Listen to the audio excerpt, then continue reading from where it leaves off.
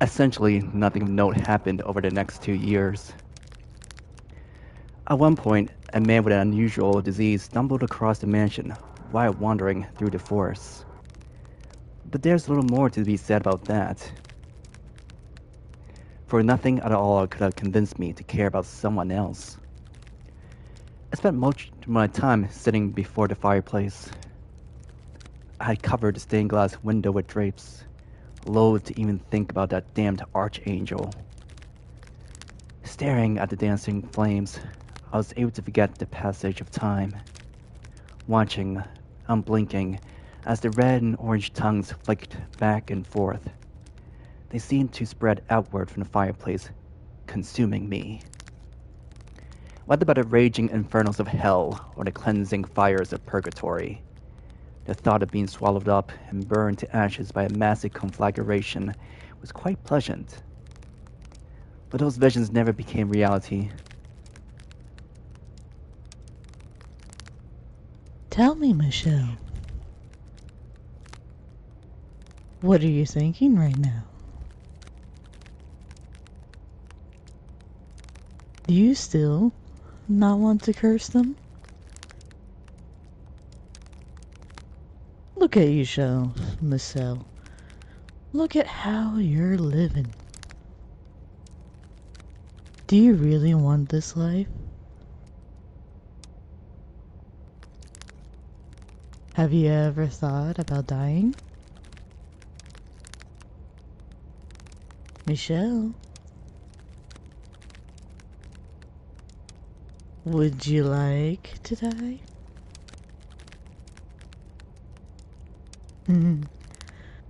That's the right answer. God has said that taking one's own life is a sin after all. That's good, Michelle. You've made the right decision. And I shall be there with you until the very end, my dear friend. Honestly, part of me did desire death. I just didn't have enough energy to take my own life. My mind and spirit were too far decayed.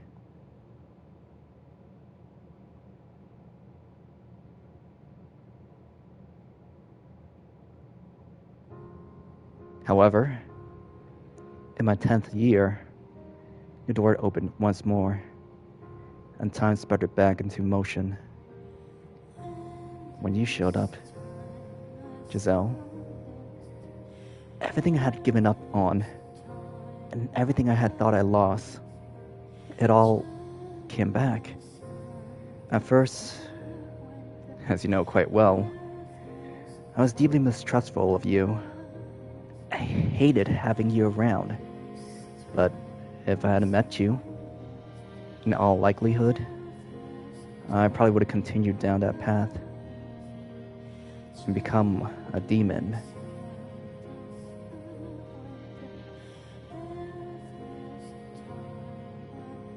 But you seem to me like a rather handsome man. I think I get what you're trying to say, but my mental image of a witch is definitely more a woman. So you're not a witch? To tell you the truth, I didn't know who might be here, which had me rather scared.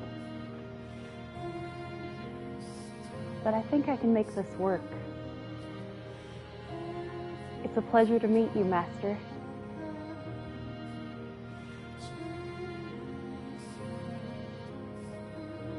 After taking care of Giselle, I returned to my room. I was, to be quite honest, dumbfounded. It was naturally the witch who stoked the fire of my apprehension.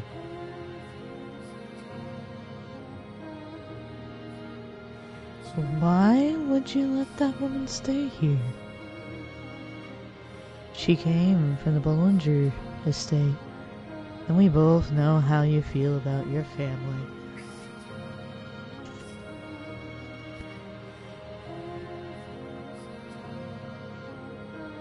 Chase her out. Give her a little scare, and she'll be gone within a day. If you'll rather not, I could always frighten her in your place. A rattling window here, and a couple broken glasses there. Small things like that, to accelerate the eerie atmosphere.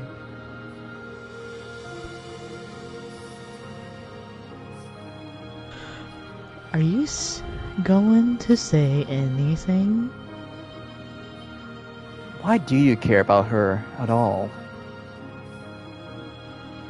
Oh, now don't be like that. I live here too. So why shouldn't I care? And I am not fond of nosy people. Or spiritually women like that one.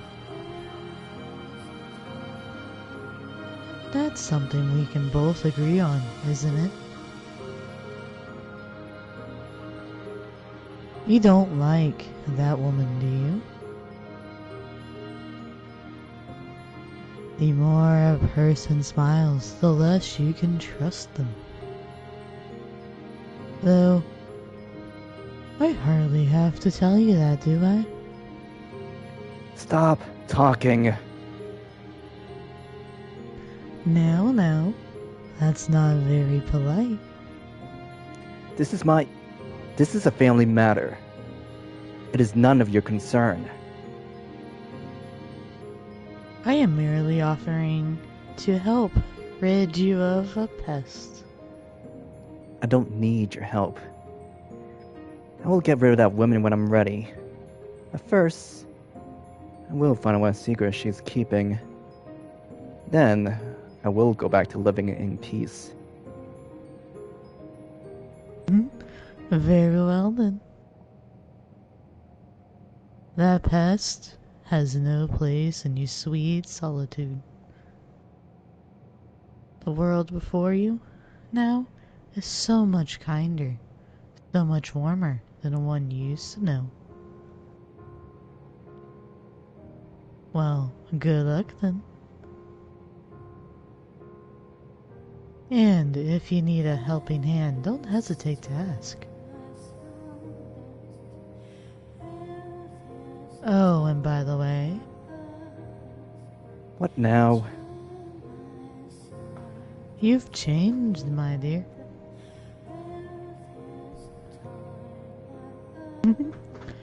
And I like you so much better like this. I always hated how much you reeked of human. You were blessed with a body like unto God. You were personally changed by his hands. I could only dream of having what you have. But you only wanted to deny it.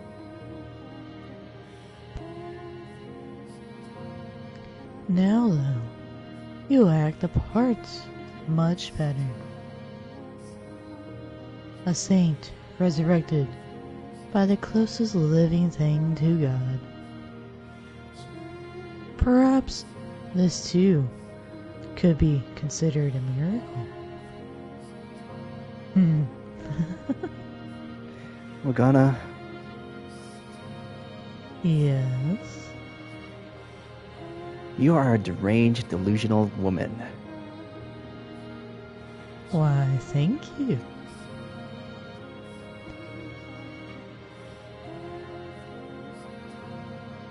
Giselle was a woman who smiled a great deal. Her jade eyes seemed to glimmer every time she made a new face. And the more she smiled, the more vibrantly she spoke, the more suspicious I became. I couldn't trust someone who smiled that much, especially not a woman. And the way she kept trying to get friendly with me didn't help that impression at all. I had a hard time believing she honestly wanted to get to know me. I couldn't help but think she was trying to fish for information. Anyone who tried to get close to me had to have some ulterior motive, like Amy. He had only done so to satisfy Mother. Perhaps my mistrust could have been considered paranoia. But even 10 years later, flashes of that nightmare would still come back to me from time to time. It would take more than a few attempts at being nice for me to trust this stranger.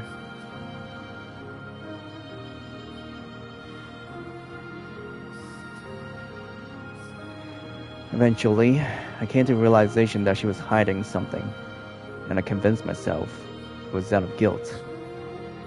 So I wrote Mother in search of something I could use to tear her down, to get her out of here. I should have listened to Giselle, rather than Mother or the witch. But I conflated her with Amy in my mind, so I was unable to see where the truth really lay. I was only able to perceive her as malicious. So instead of her, my faith in Mother's words, despite Mother never once doing the same for me.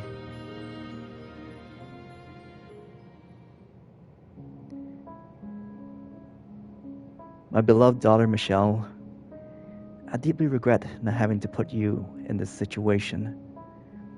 I never wanted to let that woman get anywhere near you.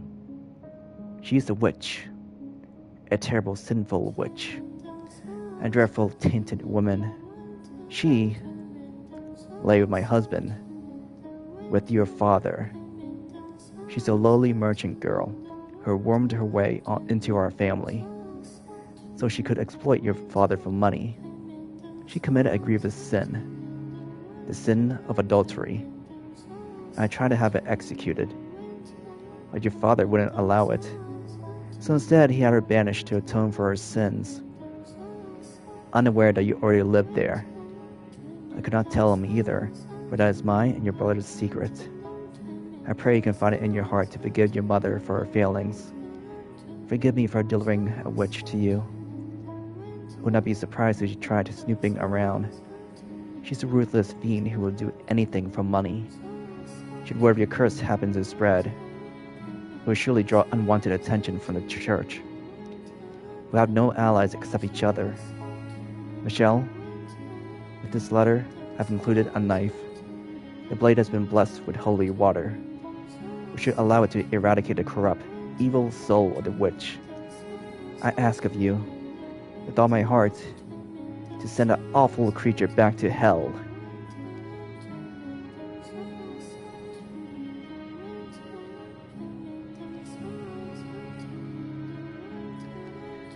It was storming that night.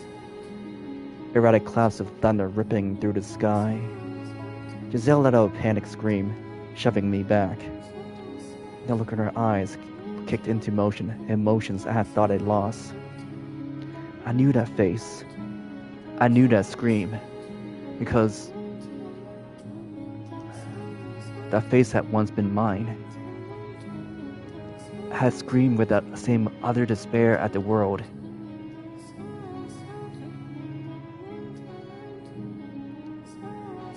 Back to the way things were.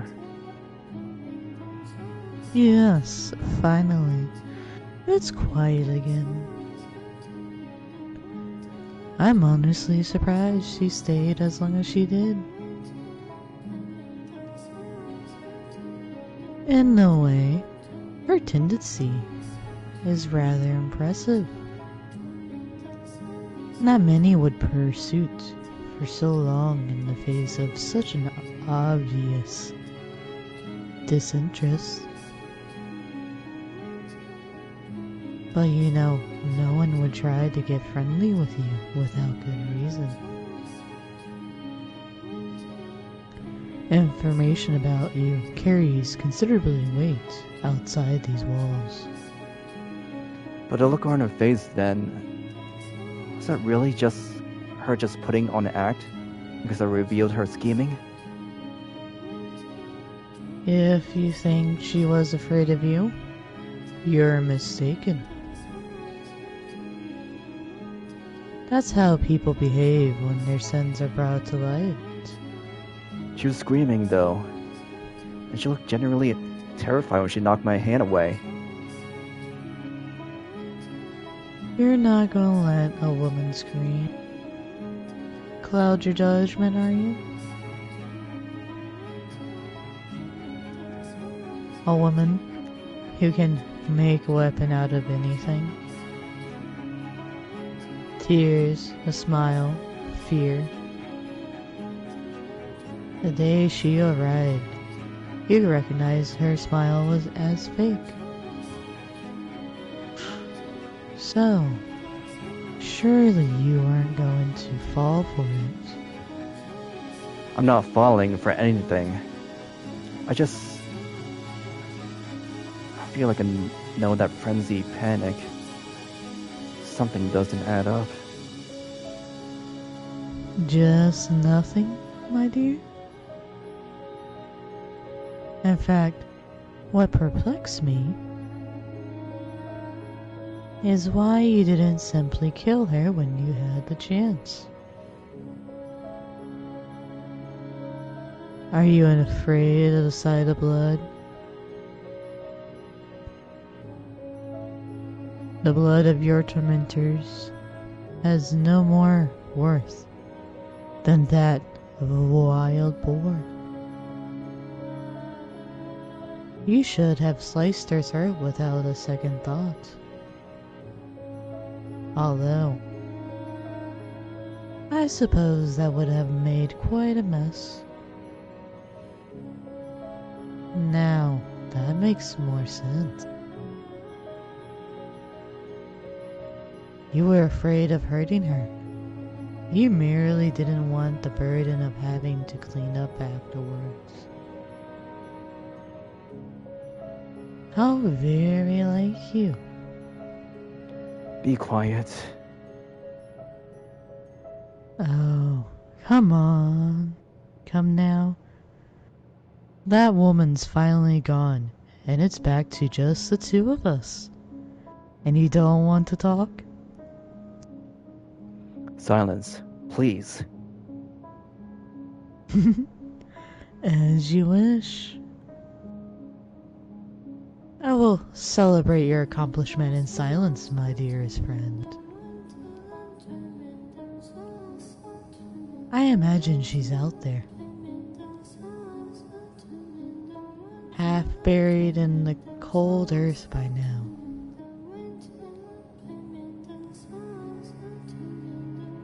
I get chills every time I consider where it would be if I had done as Mother said.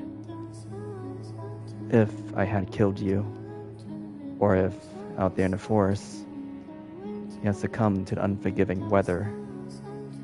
Life had never given me much in the way of good fortune, but you coming back, you being alive, was absolutely a blessing.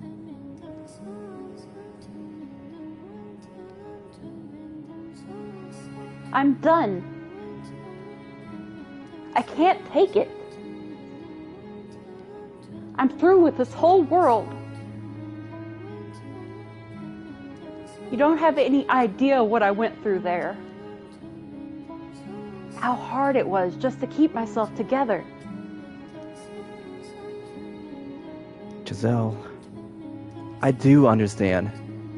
I know very well how difficult, how painful it can be for no one to believe you, for no one to accept you. I know far too well what it's like to want to scream that you're done with this whole damned world. I truly do.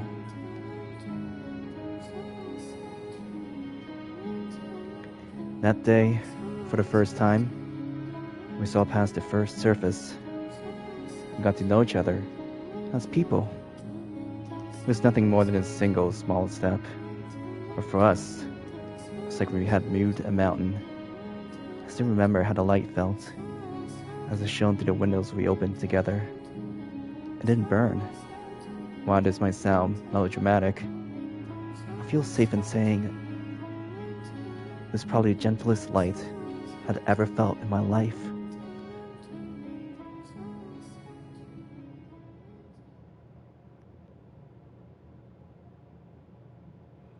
Following my reconciliation with Giselle, I started turning back into my old self.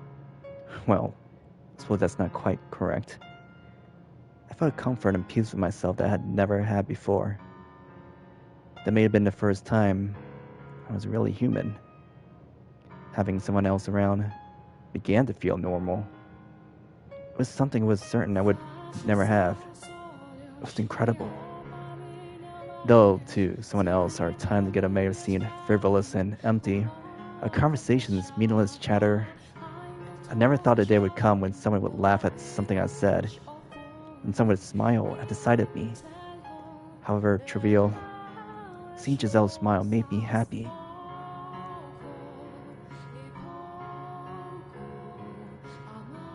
Oh, darn it. Where'd you get off to? Are you here?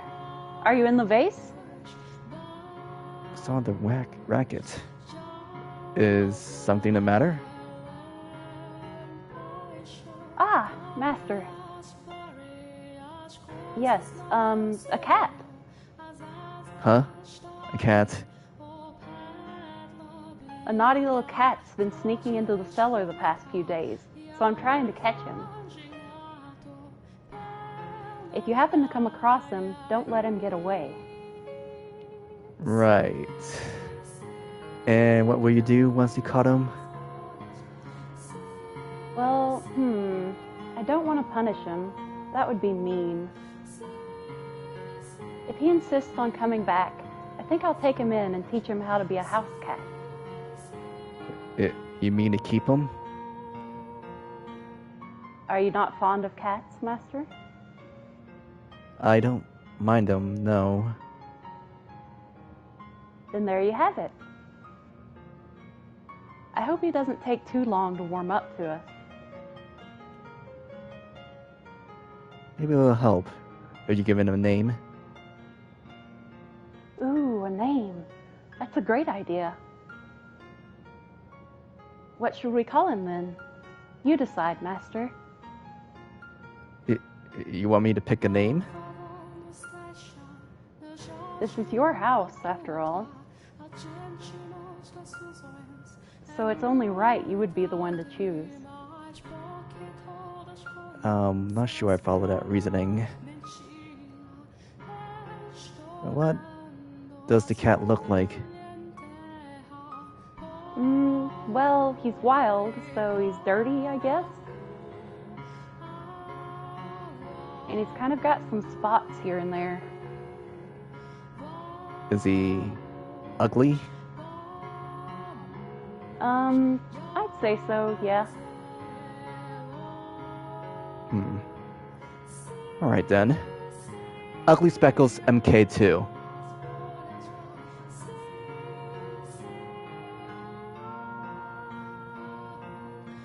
That's a name?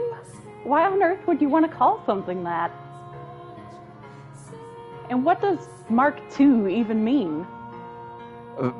Be quiet! It's on you if he runs away, master.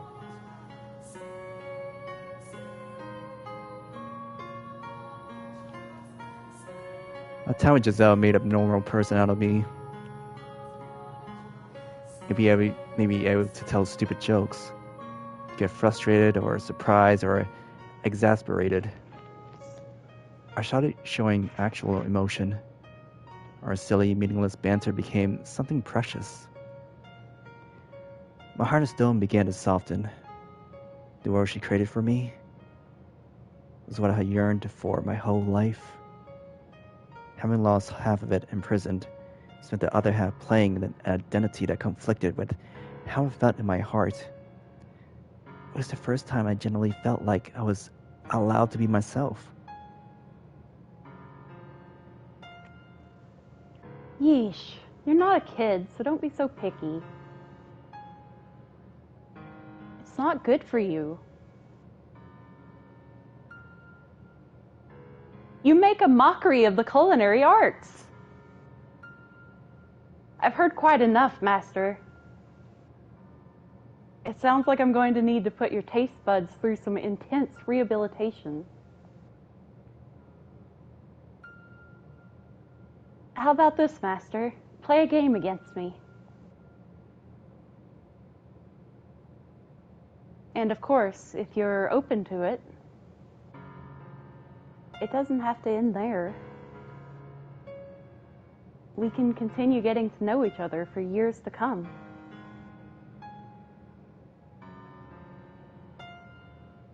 Giselle, though I did my best not to show it, I think that I treasure our time together even more than you did. I latched onto it, desperately refusing to let go. I needed it, and I needed you.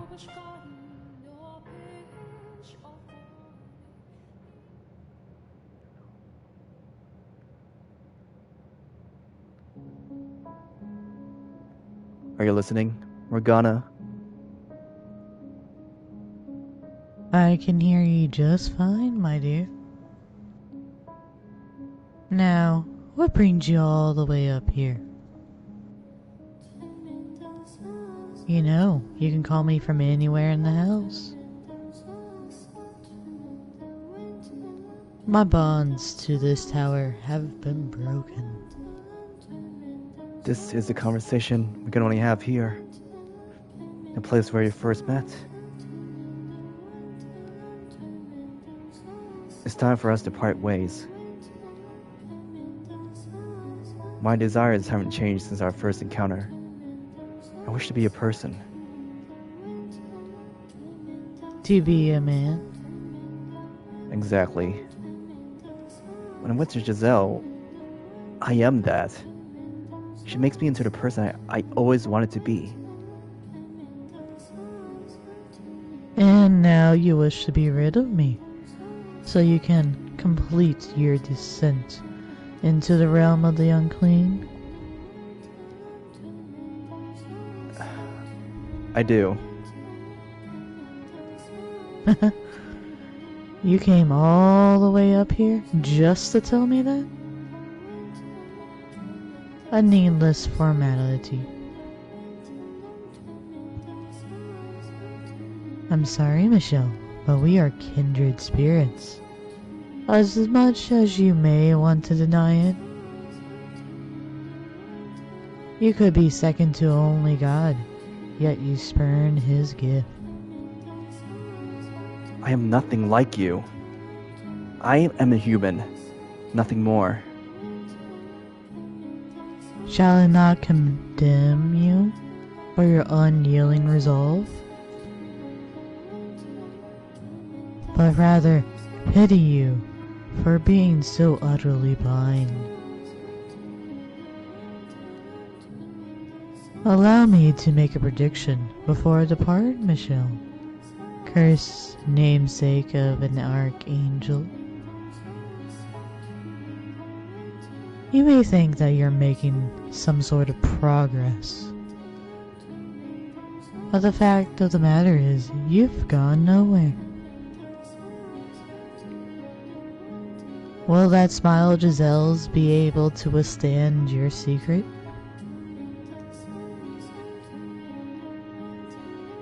You know better than anyone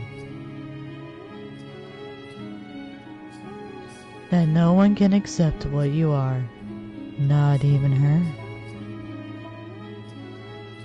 You will never be with anyone. I understand that. No, Michelle, you don't understand. But you will soon enough. What you have now is not true happiness. It's empty, not by a masquerade. And when the night is over, the mask will come off. So what if it isn't permanent? Isn't real? Does being ephemeral makes it worthless? Why can I not want something that doesn't last forever? This is the first time I ever found joy in my life. Those moments of happiness only serve to worsen the loss. The sweeter the honey, the more you despair when the pot runs dry. Sooner or later, you will return to me, begging for my help. And I have every intention of giving it to you. I will not hold this over you either. For when you come to me, it will be in the time of your utmost despair. And when your little paradise finally comes crumbling down, you will become what I am. So I will take your leave from your side in anticipation of that day. Until we meet again, my dear.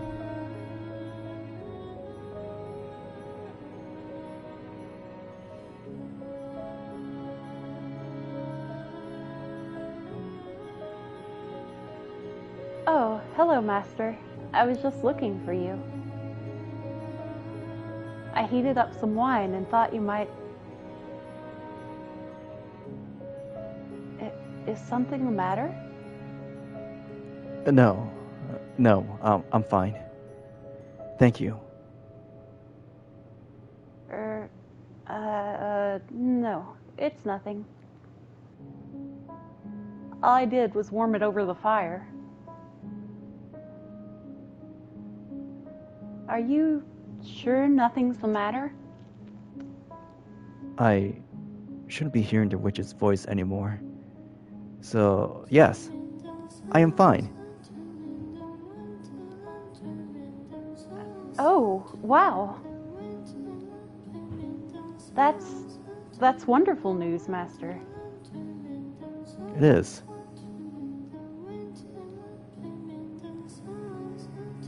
Giselle seemed quite relieved when informed that the witch would no longer be bothering me.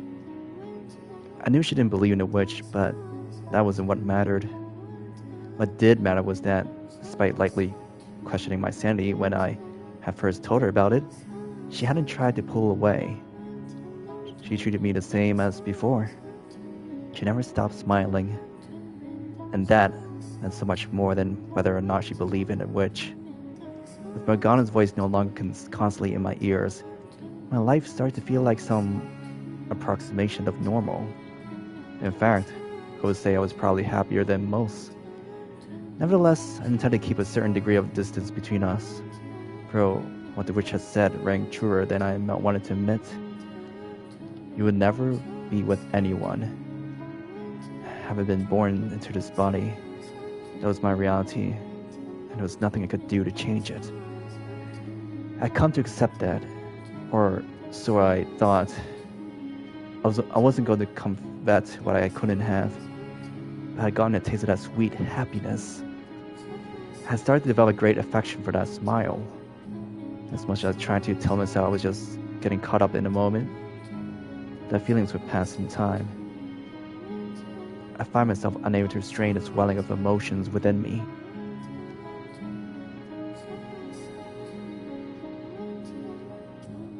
That day, by the fireplace, I thought that all I wanted from you was friendship. To have you in my life, always nearby. I thought that if we were simply friends, I'd still be able to see that smile. Even if you were to learn what it was, that if we were merely friends, you would be able to accept that. So I would keep these things I felt inside at all costs.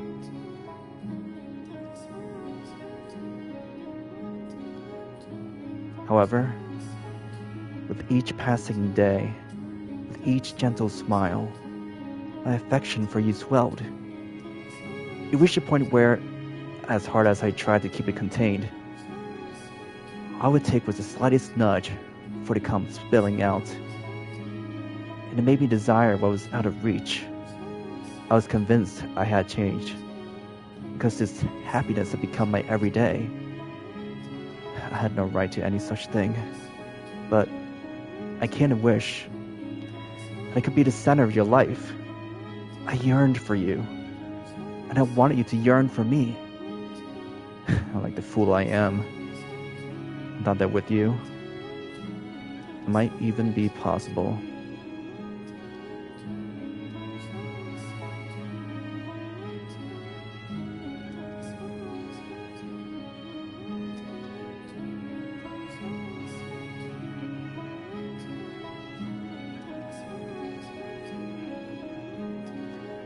Honestly, it's no trouble. I mean it. You just took me by surprise, that's all. I am pleased. It doesn't matter how it turns out. You drew it for me, Master. Whether it's good or bad is irrelevant. I would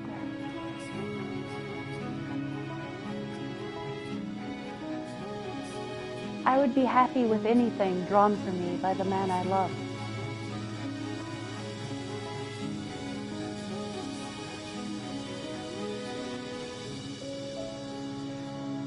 That one word set me into motion, for I had long since fallen deeply, utterly in love with you, and there was no escaping that.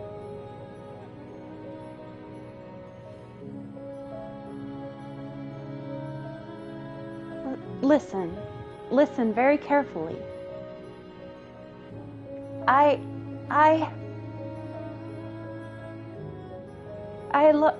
love you. I love you so much, I feel like my heart is going to explode.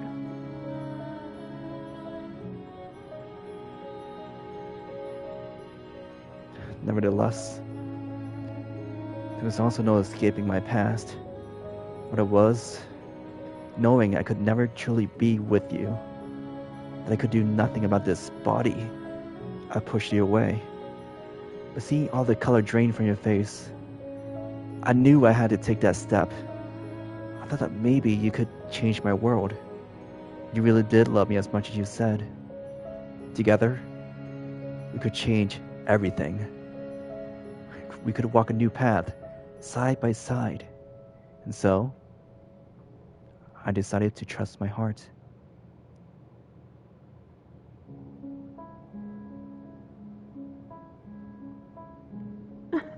I'm in heaven. I'm so happy I could cry.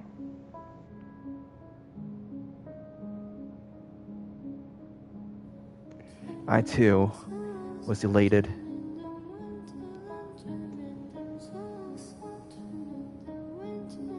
Giselle, I'm sure you thought I was a kind-hearted man, that my love for you was pure and chastity, and I want to be that for you, but beneath the surface lurked indecent desires. Despite saying I didn't want to hurt you, that just having you by my side was enough.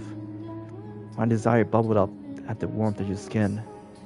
I wanted to let that heat take over, to let my hands run free.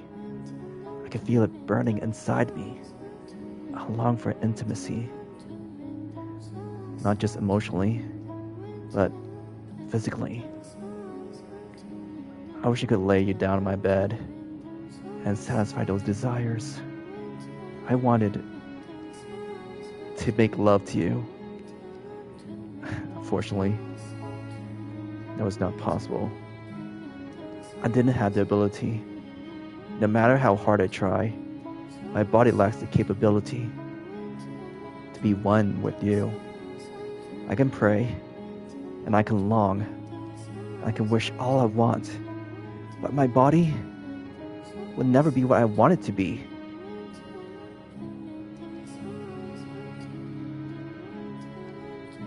I am gray, though I've always known my true color. I know it becoming it. My heart has always known what I am, but the world refuses to accept it. Every time I claim I'm normal, 5 says I'm an abomination. Would it really have been too much to ask? For me to be born normal? To let me be who I truly am? Is that really so much to ask?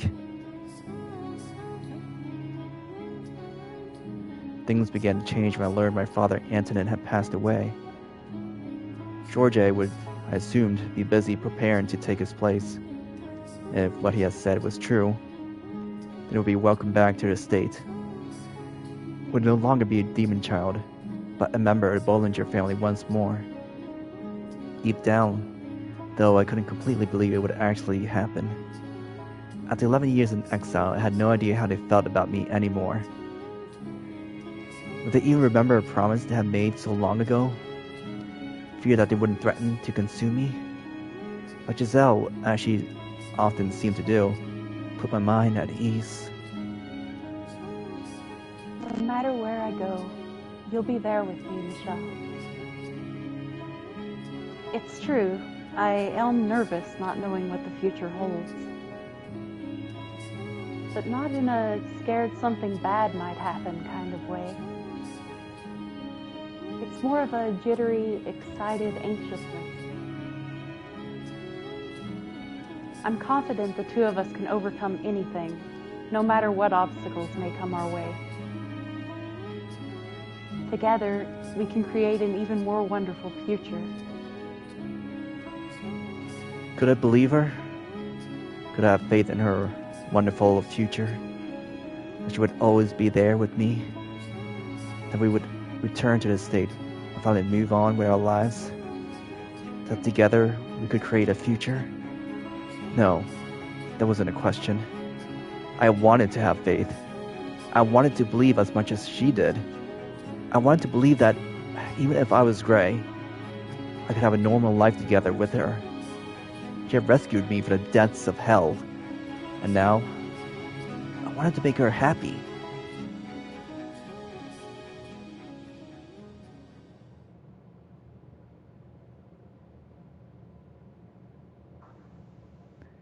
After taking that step in our relationship, I made numerous attempts to reveal the truth about what it was. But every time I tried, sharp pain gripped my chest. My words faded into nothing before they could reach my lips. I knew that if our relationship were to continue, I would have to tell her eventually, but merely imagining her face, twisted in disgust, nearly crushed me. She was everything to me, and so, as we prepared for our departure, I decided it was time to make some changes. It was time for me to break out my rut. What happened next depended largely on whether Mother and my brothers were willing to accept me as a man. The course my future took was in their hands, in their hearts. If they couldn't accept me, then I couldn't return home. I prayed from the bottom of my heart that things would turn out for the best, that my family would accept me for who I was, and that they would accept what I had with Giselle. I decided I would tell Giselle everything after I received their responses, and I hoped dearly that she would join me wherever I ended up. I couldn't provide Giselle the same kind of happiness a normal man could, but if she and my family accepted me, I would do anything I could to build a happy family with her in my own way. And so, I sat down to write. Dear Mother, there is something I wish to tell you, something that means a great deal to me. So I ask of you, please hear me out, and I ask of you, please accept it. Mother, I no longer bear any resentment for my present lot in life. Nevertheless, I would ask of you to concede one thing, that I was never cursed, that I was always your son, that I am Michelle, not Michelle. I have found someone who I care for deeply, a woman, and I love her with all my heart. I would like to spend the rest of my life with her. I didn't wish for much, simply to have a quiet life with her. We go through our days together, man and woman. That is the one thing I want. Mother, I know you're aware that my body is no longer female. I am a man. My heart is male. And I ask of you to please accept that. I had no grudge with you. In fact, I am incredibly grateful to you for bringing me into this world with love, your dearest son, But rather than a reply, I received a visit from the knight's order to kill me.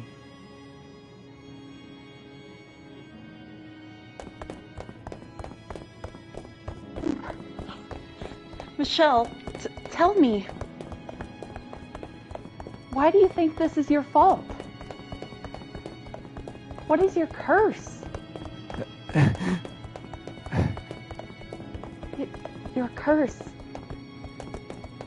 It isn't just the color of your hair and eyes, is it?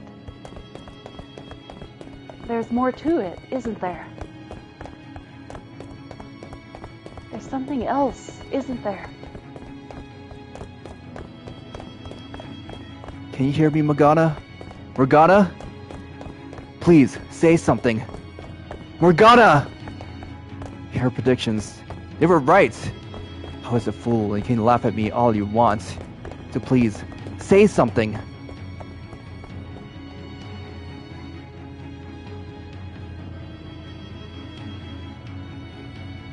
Death! Death to the unholy one! Death to the heretic! Death to the witch!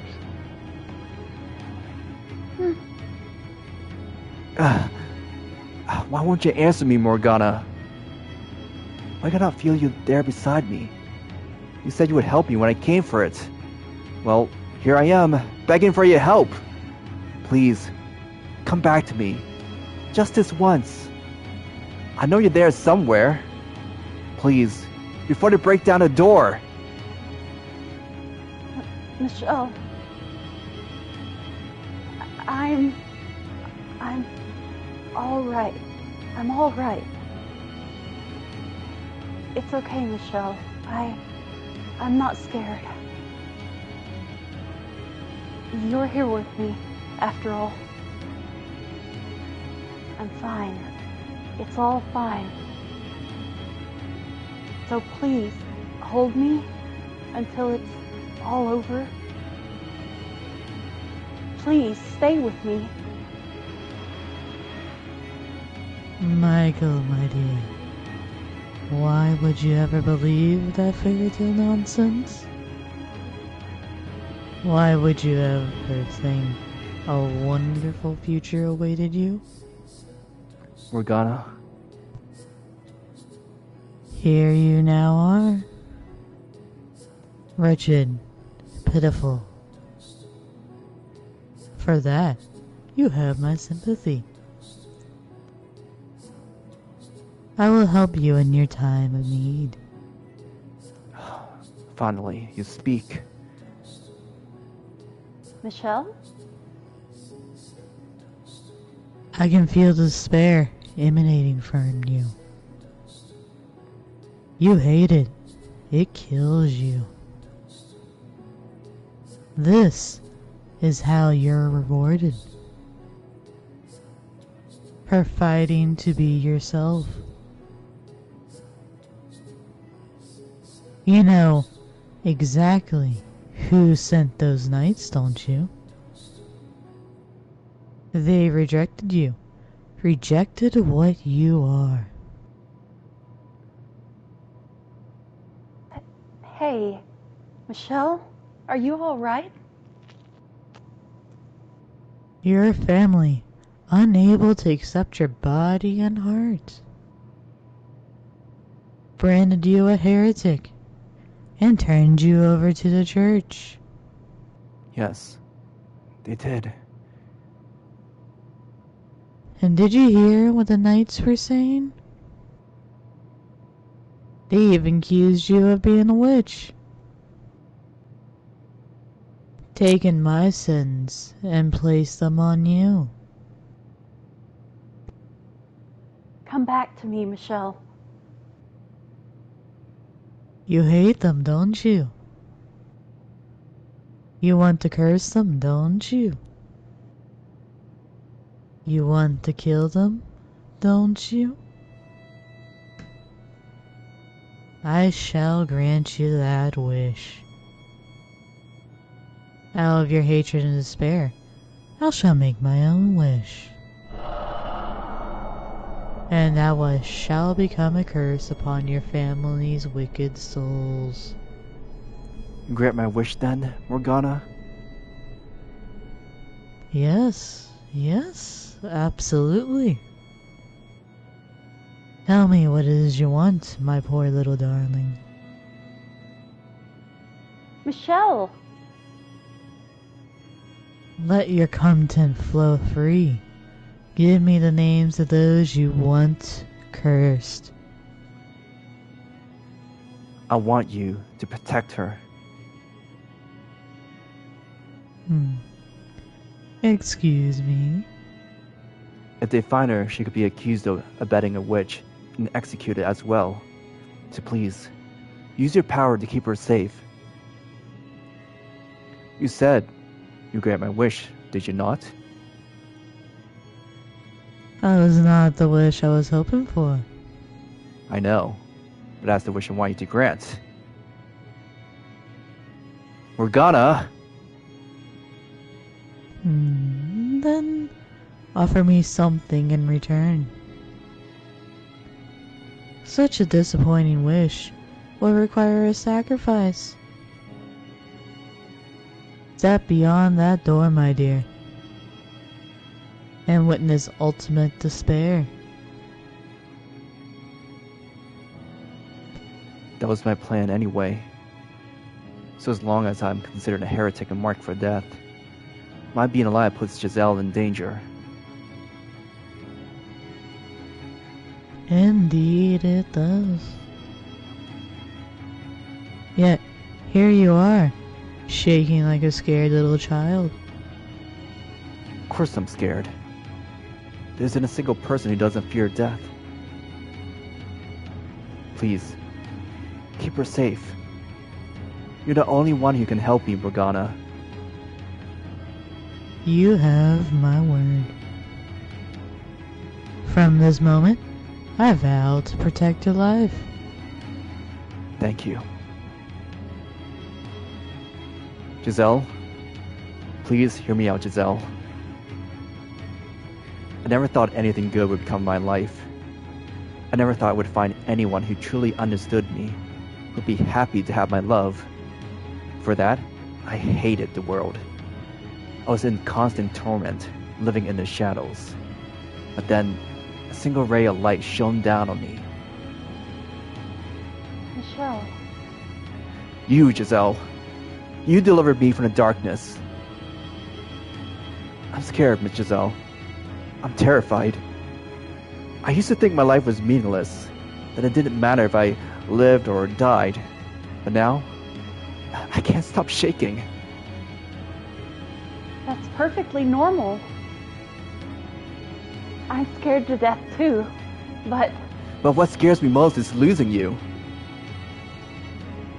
Michelle, So please, allow me to repay you. I said I would do anything for you, so let me do this. I haven't given you anything. I haven't done anything for you. So give me one final chance.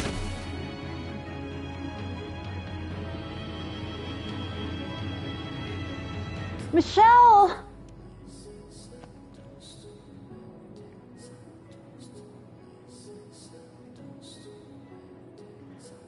What are you doing? Get back in here, Michelle. What? Why? The door. I can't open it. Michelle! Michelle! What did you do to the door? Come on, get back in here.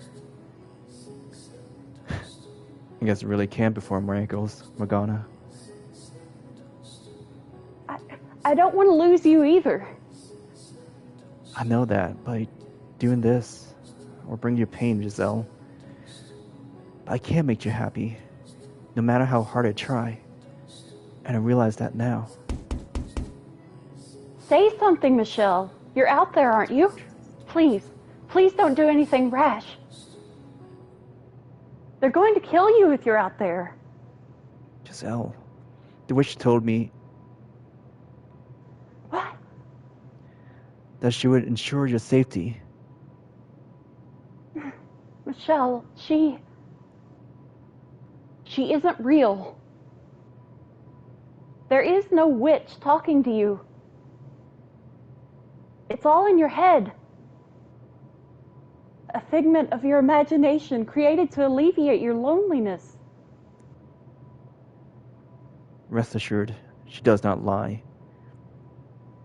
Michelle!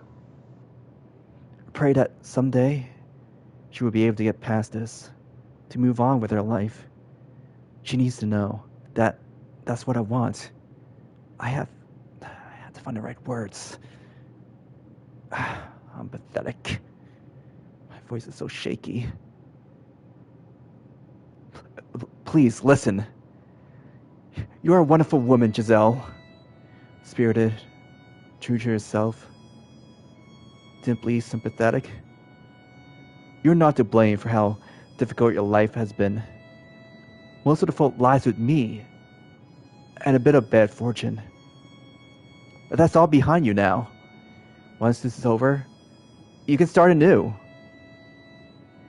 What are you talking about? So survive. Live a good, fulfilling life. Move past this. Live your life. And always love your family. I know you can do it. That is my wish for you. No, I don't want that. I want to be with you. No one else but you. I don't want to let you die.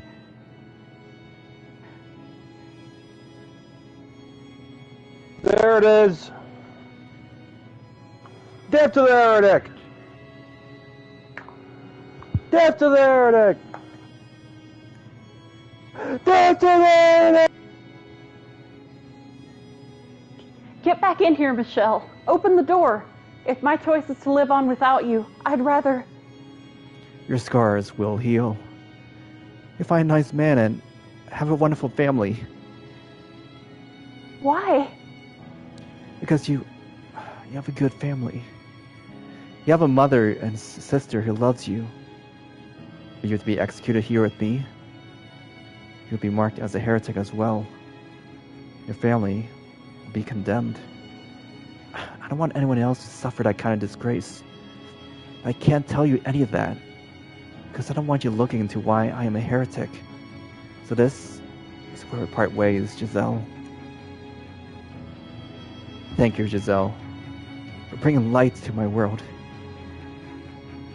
Don't say that. The year we shared together, the months since our relationship blossomed, has been the brightest days of my life. But if there's a next life, I hope you don't mind if I pray that we're able to meet again. And this time, we can find each other once more. In another world. And a body that better suits me. Michelle!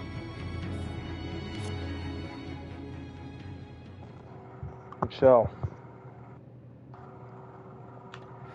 I had thought I was prepared. I was doing something good. Something I could be proud of. I'd give my life for her with head held high. But it wasn't long before I realized what the witch had meant. What she had warned me about. When she had said ultimate despair waited beyond this door. It is our holy duty as knights of the church to deliver punishment onto the heathen who made a pact with the devil. You are sentenced to death, your body to be hanged upon the cross for 3 days, 3 nights, wherein your unholy flesh shall be purified by the fires of heaven. Why? What are you doing here? I stared up the night, eyes wide, for the voice from within the helm. Didier. Yo! Belonged to my elder brother. You shall now be executed. Huh? Do you have any final words? I knew well enough that mother was not in her right mind, while her refusal to accept me had hurt. At the same time, as someone expected it. It made sense to me. In her madness, mother had declared me a heretic, reported me to the church. But this? Didier?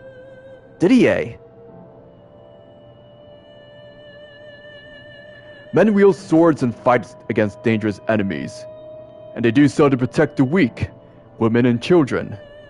I'm here to protect you and your mother.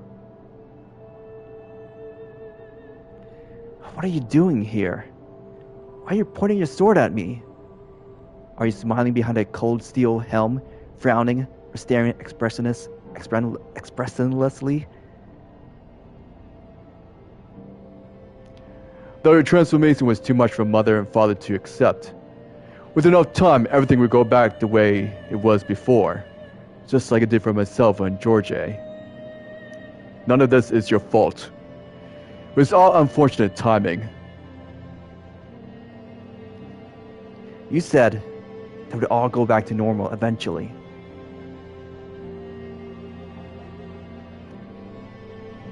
Can I trust that even the whole world said I'm cursed? That you always be on my side? That you always be my brothers? Can I put my trust in you once more? Didier? George? You absolutely can, Michelle. I swear to God, on high. Did your vow have any meaning at all? I spent years here in the dark house, waiting, believing you would come through for me. So why are you standing there, a half dozen knights at your back, saying I am to be executed? Why? Didier? Do not cry. Don't you dare cry, Michelle. You're standing here in front of this door as a man protecting the woman he loves. So you mustn't cry. Who is it you're sentencing to death? Michelle Bollinger or... A demon child, naturally. Or a witch, perhaps. But why? If I'm not an angel sent from heaven, or a demon child, then what am I? What on earth am I? What are you? You're a Bollinger. You're our family. And that is all there is to it. I thought we were brothers. Our familial bonds have long since been severed, cursed witch. Now I see, Giselle. This world never had a place for me. I was never welcome here. Kill him!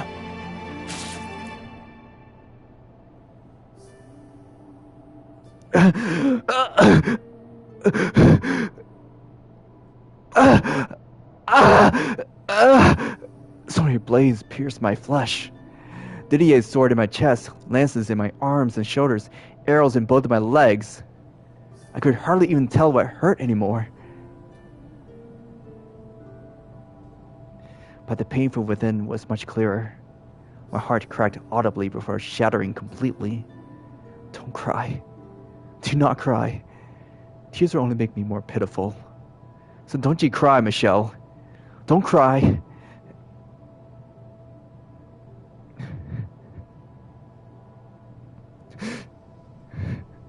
I believe in you.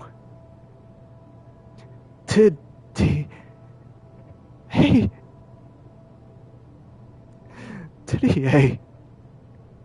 When I was younger, I idolized you. Those broad shoulders, muscular arms, gentle eyes. Everything you said. Your simple but pure desire to become a knight. I thought, if I could be like you, then I could be proud of who I was. I thought that my fate is somewhat after being locked away for so long. My adoration for you never went away. I thought you, of everyone, would accept me for who I am. And I thought you would celebrate my relationship with Giselle. That you would put those big hands on my shoulders, a smile on your face, and say, I'm happy for you. That you would welcome her into the family. That we could go on outings together on cloudy days. And maybe she could make something for us. She's a pretty good cook, after all. George would rifle through the basket before lunch, and Didier would scold him. I'd be there watching, a proud smile on my face, as unlikely as an out of reach as I knew it was. I still dreamt of a life like that. I had the faintest hope that when we saw each other again, that dream might come true. Didier, I put my faith in you.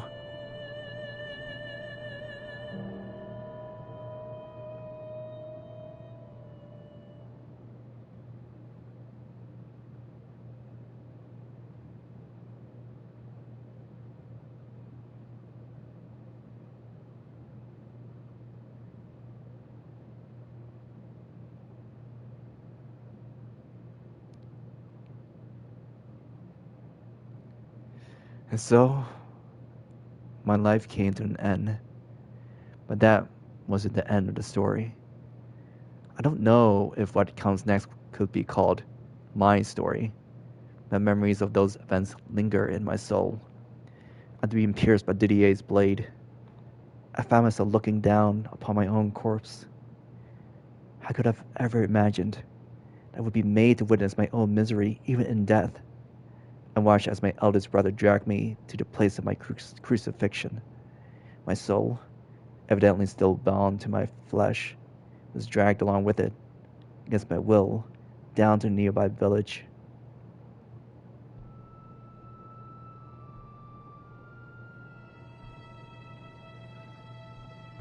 The knights! The knights have returned from their holy quest! Oh, how we've awaited your arrival. How glorious it is to see you. I can't even speak, that's how awesome it is. Waiting for us there was a cluster of villagers. Our large cross lay on the ground in the center of the square. Holding torches, they formed a crowd around the knights. Several of them familiar faces. The men who had come to ransack the mansion were standing there, staring at my body in awe. The Lord's judgment has been delivered unto the witch of the cursed mansion by his holy servants. No longer shall we live in fear of the curse befalling us. Eternal peace is assured. We have assembled all the tools you need to execute your divine mission. A cross befitting of such a heinous sinner. That witch threatened to curse us. Sullied our pure ears with its blasphemy. I'd done no such thing. I hadn't cursed anyone. I'd merely been defending myself. They had to be armed and outnumbered me. So I said it was necessary to chase them off. Our poor harvest and our suffering at the hands of the greedy Lord were all the work of the witch. Why then were they acting like I was at fault? Why was I the sinner? Why did I need to be judged?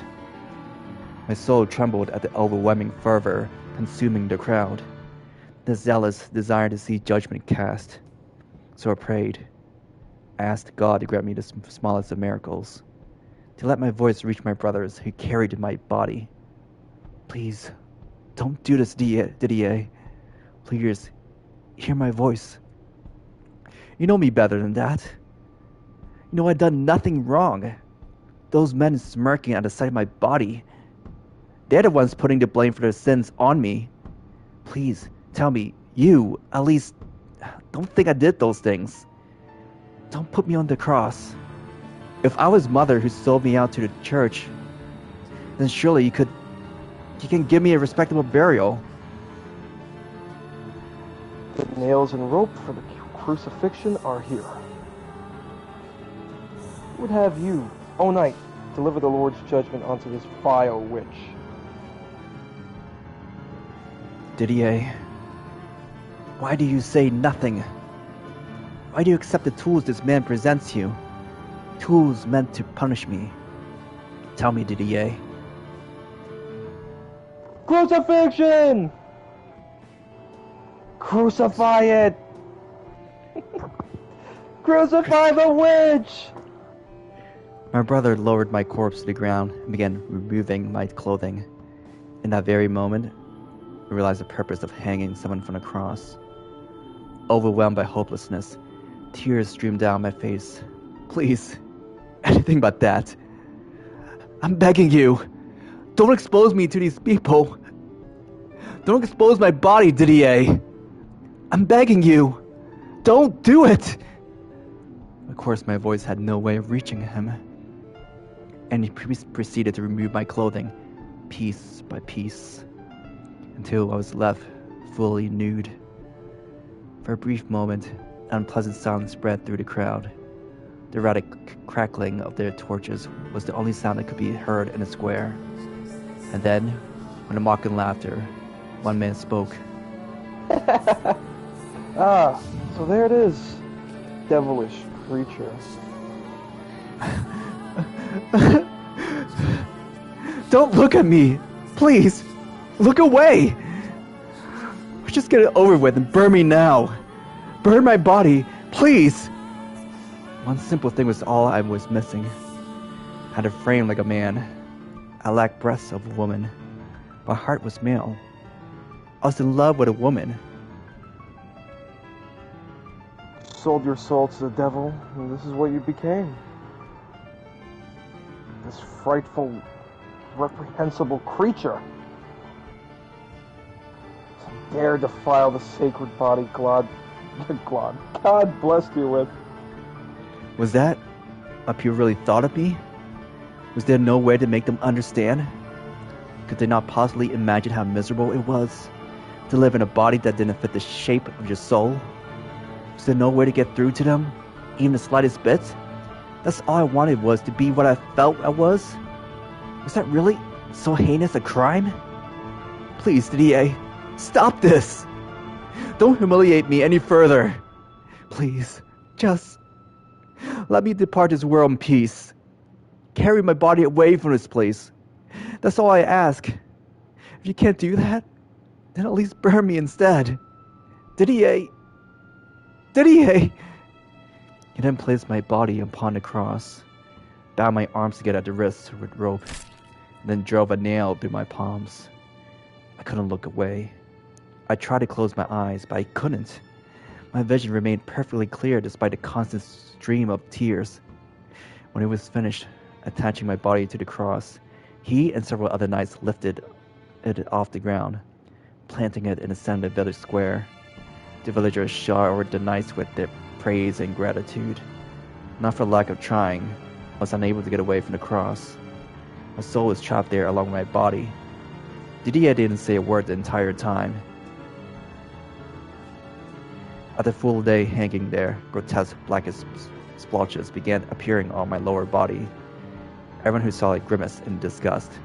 The knights, Didier included, had long since taken their leave, leaving my soul behind, curled up at the base of the cross. A constant stream of tears ran down my face. Despite all my prayers, I remained bound to that place, left to rot on the cross for my body. Passerby threw rocks or spat on me. Children laughed. A mother warned her daughter to always obey God's teachings. By 48 hours, black-feathered birds and maggots had appeared to devour my rotting flesh. I couldn't imagine any less pleasant a sight than my own body decaying in the sunlight, exposed for all to see. A group of children assembled in a square not far from the cross. Soon after, a competition began to see who could take down an evil witch. They gathered all the rocks they could find and started throwing them at my corpse as hard as they could. The stones ripped through my decomposing flesh, explosion bits of bone. Eventually, they settled on a winner, the one who torn off the most flesh, and went on their way. When they were gone, the birds flocked in to take their place. The third day and night came and went. At sunrise, on the fourth day, I received a visitor. Please, Watch your step, madame. The crucifix is this way. After everything I've been through, I thought nothing more could possibly affect me. I sunk as far deep into the abyss as I could go. However, Mother, I knew it was her instantly. She was older and bonier than I remembered. She had bags under her eyes so dark they looked like bruises. Her once lustrous blonde hair had almost faded, almost white. But I always recognized my own mother. What are you doing here, Mother?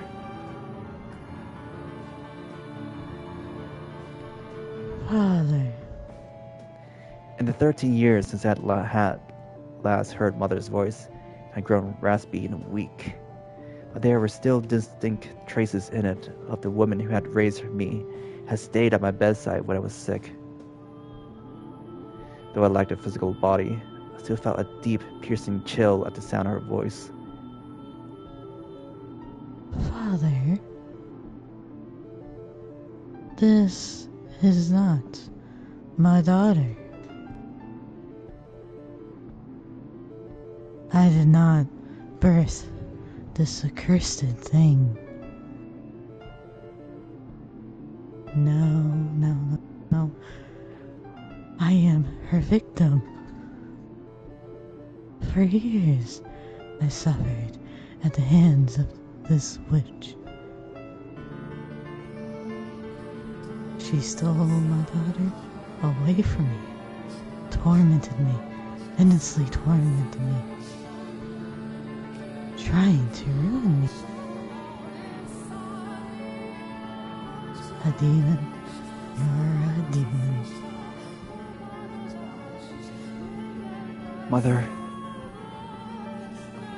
I despise you, you foul, hellish monster. I loved you. You took everything from me. I could never bring myself to hate my birth mother. I feel nothing but revulsion for you. I loved you. An eternity in the fires of hell would it be too good for you? I often disagreed with the things you said and did, but I still remember the feeling of your hand in mine as I lay sick in bed. I have absolutely no relations to this demon. I kept writing you letters, kept pretending to be a girl for you, because I didn't want to hurt you. This is not my daughter. I couldn't stand doing it. Whenever I sat down to write one, it came out a horrible wreck, even worse off than before. But even so, Then this monster strayed to hell. I didn't want to break you, Mother. I didn't want to push you away any further off the edge. Quickly, set me free of this accursed thing. But I suppose I still did end up breaking you. Please, be at ease, madame. The Lord has heard your prayers. He wants you to cast the demon into the cleansing fires. He wants you to show him. As you say, you have no relation to this unholy thrall. Gladly. I'll gladly send this infallible creature to the deepest pits of hell with my own two hands. Her eyes whirling with every hateful emotion imaginable. Mother took the torches from the priest and tossed it into the pile of straw spread around the base of the cross. The flame crackled as it spread upward, consuming my body and filling the square with the putrid stench of burning flesh. Through the cloud of smoke, I could see a faint smile on Mother's lips. Mother, I'm so sorry. He had to give birth to me. When the inferno had devoured everything, the cross itself came crumbling down. My soul was finally released from that place. Or rather, I suppose it more shattered. The things I saw, the things I was made to watch, were harrowing. Morgana had been right. The anguish that came after knowing happiness was much greater than anything I had felt before. It eroded my spirit, drained me of the willpower to bear the sight of the world after death. But rather than give in to hatred like Morgana had, I despaired of myself. I didn't curse or bear a grudge against anyone. I prayed for my own extinguishment. My soul began to crumble, neither ascending to heaven nor falling to hell, but fading into darkness everlasting. My fingers were the first to go, then my eyes, and then my mouth. All sound vanished into nothingness. My beating heart, and all the emotions that had once taken root within it, scattered like leaves upon the wind. My soul completely, wholly decomposed. I couldn't stand to allow my soul to return to the living world, no matter what it might take residence in. Some length of time later, I began to hear a sound, muffled and indistinct. No longer human in form, had no ears to speak of, but the sound gradually increased in volume. It was a voice. Giselle. Where are you, Michelle? What are you doing? I'm still praying. I'm still wishing for you to appear before me. Forever and ever and ever. And ever and ever and ever. I've been praying for so long, I don't even know how long it's been. Before you left, you said you were going to pray too. You said you hoped we could meet again in another life. I'm not misremembering, am I? Michelle, come back to me soon. As if drawn in by the sound of that voice, bit by bit, I began regaining some of what I had lost. It took an incredibly long time. My body and soul being ground to dust. I rejected myself, scattered it into the void. It would take several lifetimes to find and reassemble all those pieces. Michelle, all I can remember about you is your name, your glossy white skin, your fiery red eyes, and your snow-colored hair. Nothing else. I thought my mind, my body, my spirit, and my heart had all been eradicated. But every time I heard that voice, I thought, I must return. Well, thought is perhaps inaccurate. It was not so much a conscious idea as an indistinctive force. The voice slowly buried the overwhelming pain I suffered in both life and death. I began to search for the source of that quiet, constant whisper, echoing in the emptiness. Chasing after that tiny fleck of light, the one thing in the world that seemed to desire my presence. Michelle, I'm no longer the girl I once was. I've built a thick cocoon around myself. A cocoon I can't break free of. My own protective shell is devouring me. I'm waiting for you, Michelle. Waiting for you inside my shell. Always waiting. Will you be able to recognize the person I've become? Please, Michelle. Get me out of here. At long, long last, I found a ray of light I sought, and had an absolute certainty that if I followed it, I'd reach the source of the voice. I had to find them. I had to set them free. I desperately had to give back to them what they had given to me. And that sense of purpose is what set me back into motion. But the void was so expansive, so endlessly deep, that reaching the end of the trail of light was no easy task. Struggling to follow it to its source, or my barely held together soul thinned until it crumbled apart once more.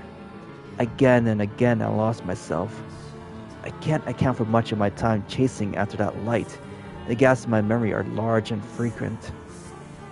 Nevertheless, after countless cycles of breaking down and reassembling myself, after hundreds of years of wandering, I finally found my way back to that mansion.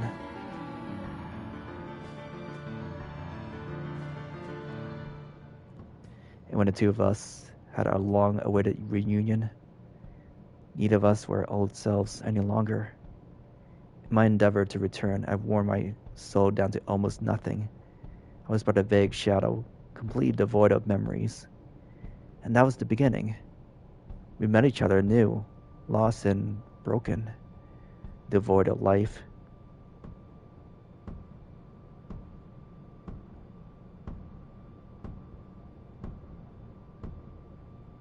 The darkness here reminds me of my time in the void, of the despair that filled my shattered soul as sunk into the endless abyss, of the emptiness I felt as my body crumbled and faded into nothing.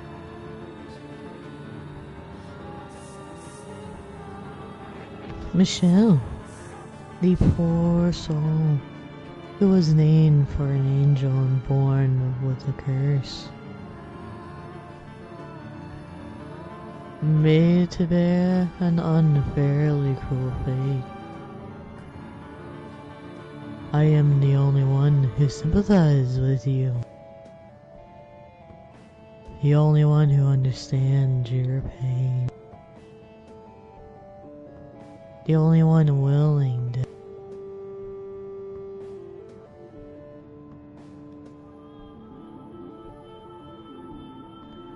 I'm sure you're not particularly fond of me right now.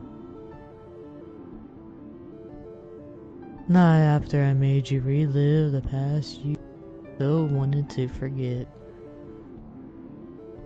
Every moment of that despair.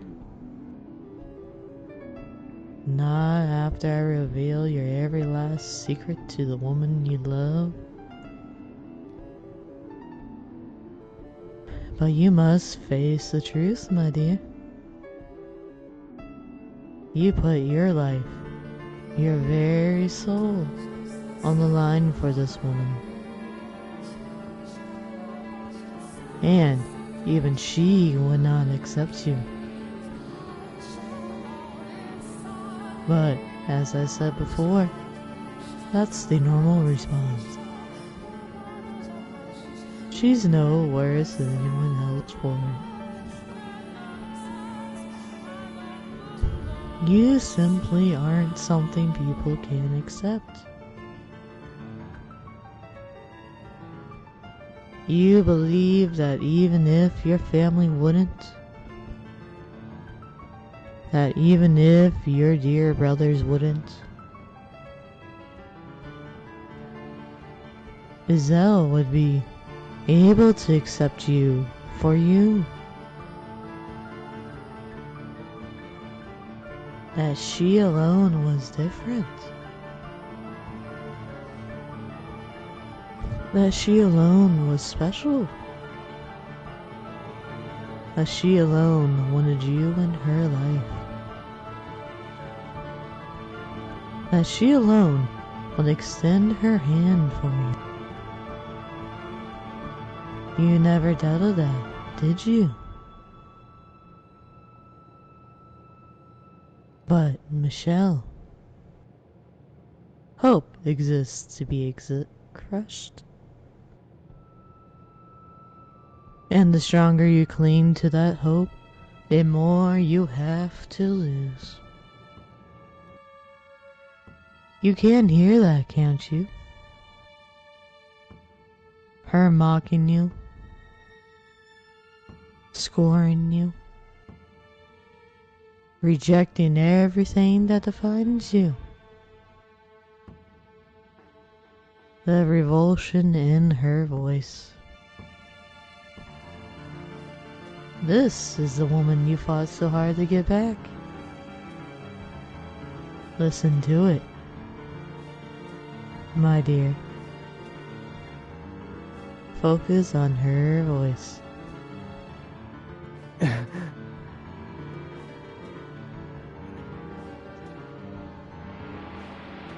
disgusting. Disgusting. Disgusting. You're disgusting. Disgusting.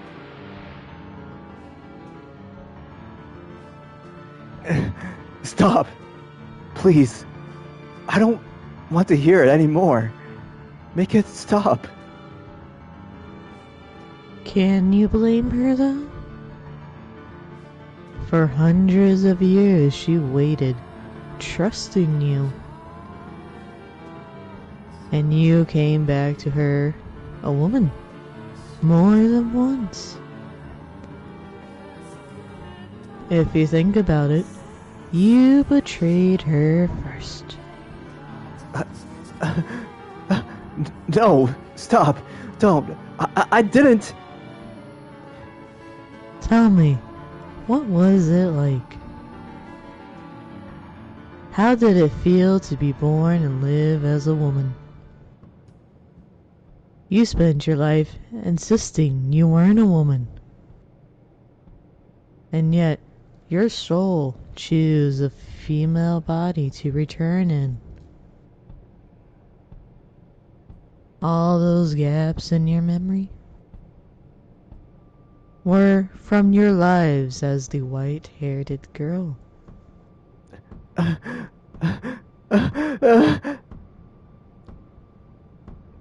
First, there was a kind, mild-mannered, flaxen-haired boy. You, a woman, and he, a man, were joined in love.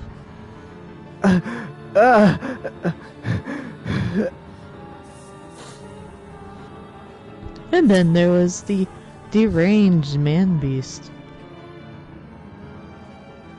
By exposing your female body to him, you were able to temporarily contain his madness.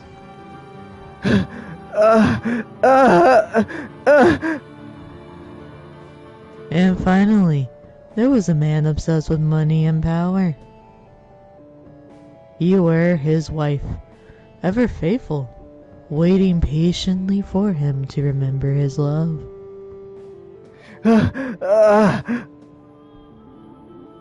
You put your faith in the wrong person's love.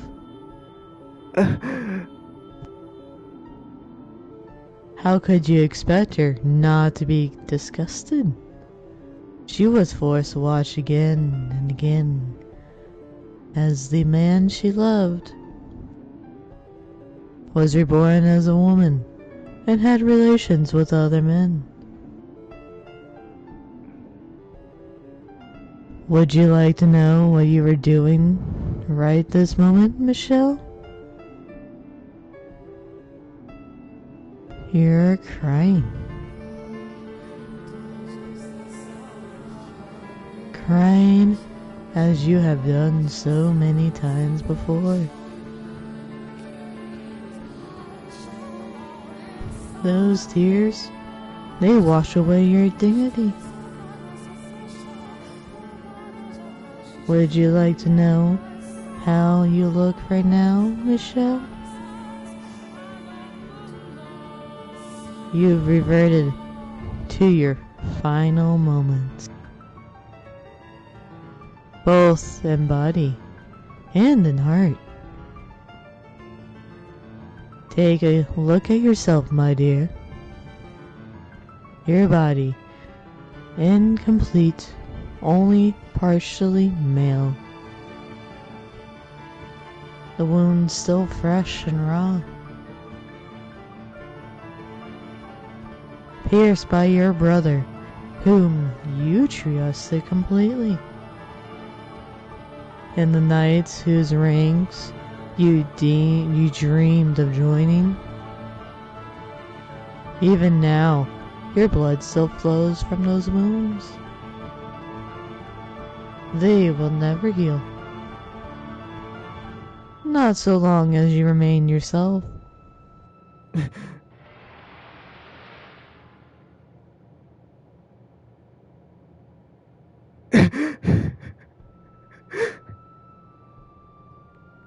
It's not pleasant, is it? It hurts quite a bit, doesn't it? I did not inflict those wounds on you, though. They are your own, and no one can erase them. You've lost everything, Michelle. Tell me, what do you have left? You were robbed of your pride, your dignity, your life, your identity, your very existence. And the love you thought you still had? Well, she's gone and left you behind too. And still, you refuse to curse anyone.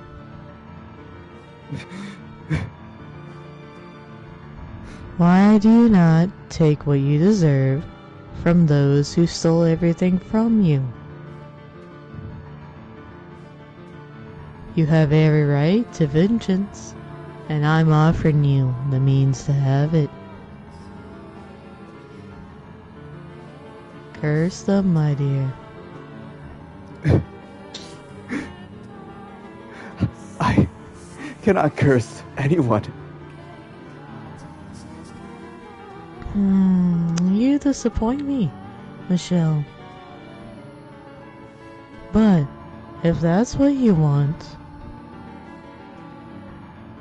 if you won't join me in my hatred, then so be it. I'll accept we are not as similar as I once thought. And as much as it pains me to do so, I will release you. I will even wish for your reconstruction into the body you desire. You shall descend into the mortal realm as a human man. Never set foot in this cursed mansion again. I imagine it. After waiting for so long, you'll finally be able to obtain the body you desperately seek. To have a wife and create a happy family of your own. Wouldn't that just be lovely? I'll make that wish for you, my dear. You can have that life. All you have to do is walk out the door. It's that easy, one step after the other. Just let go.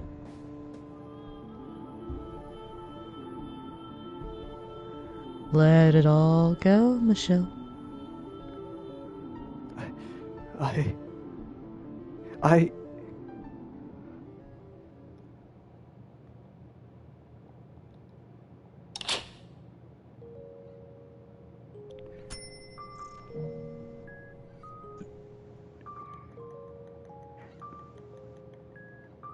I knew it. You hit load instead of save. yes.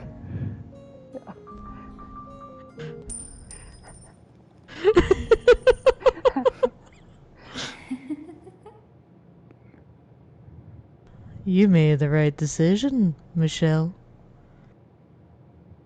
Your tragic tale has finally come to an end. You're free from the grip of this cursed mansion.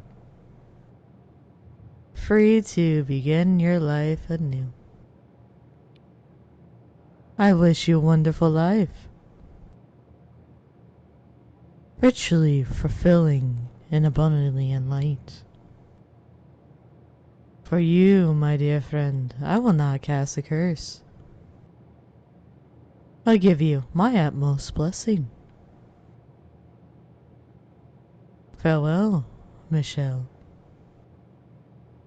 Until our souls cross paths once more in the boundless sphere of faith.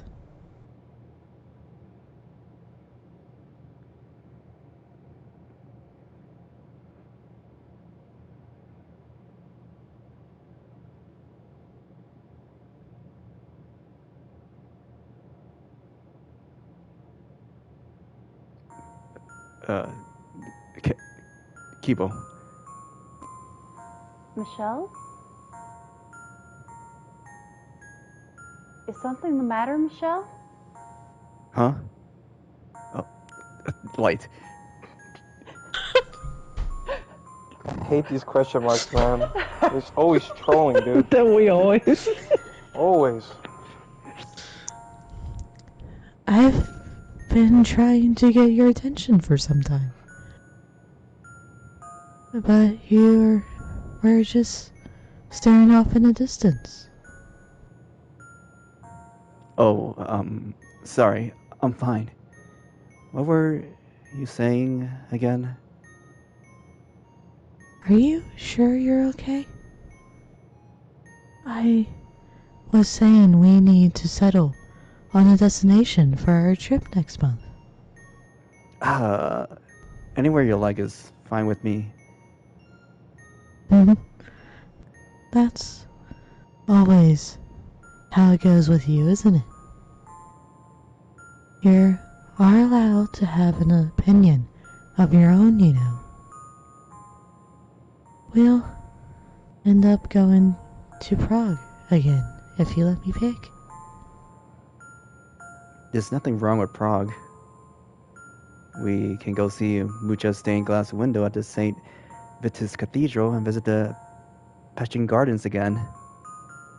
Maybe this time we won't be late for the walk of the apostles at the clock tower. Alright, then we should start looking at hotels. It was a day just like any other. A layer of clouds drifted slowly across the sky. We sat across from one another at a cafe's outdoor table. Nothing particularly noteworthy ever happened. Our lives were quiet, unspectacular, but fulfilling. Yet, at the same time, I felt a sense of emptiness, like there was something irreplaceable missing. Can't seem to remember what it was. I feel like something terrible happened to me. She was sitting there across from me, so I wanted to say something nice for her.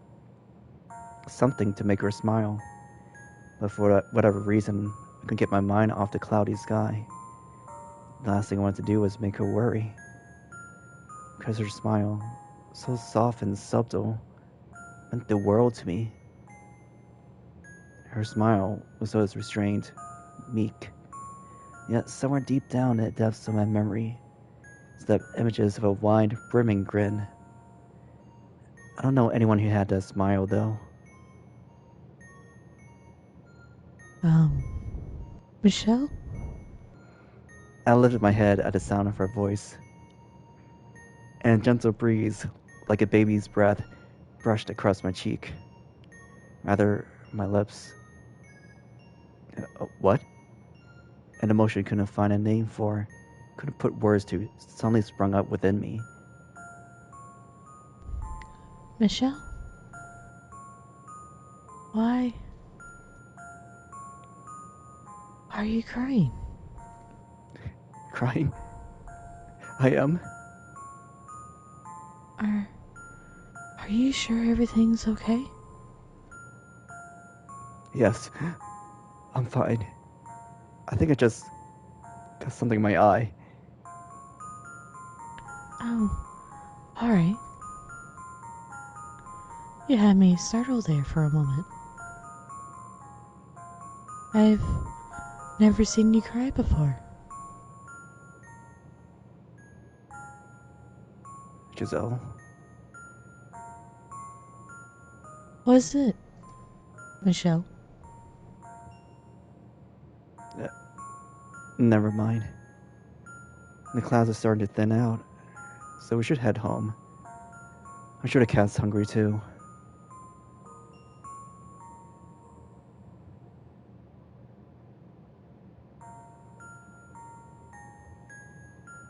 Watch the cat's name be Ugly Sparkles Mark 5. Ending 5, you fed ugly speckles. Mark 2. I still stand with my decision to have keebo read that line. It works story-wise.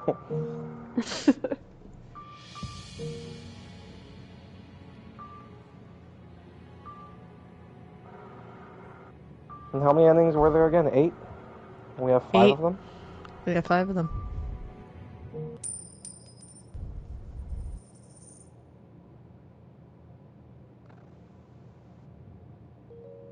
Don't listen to her.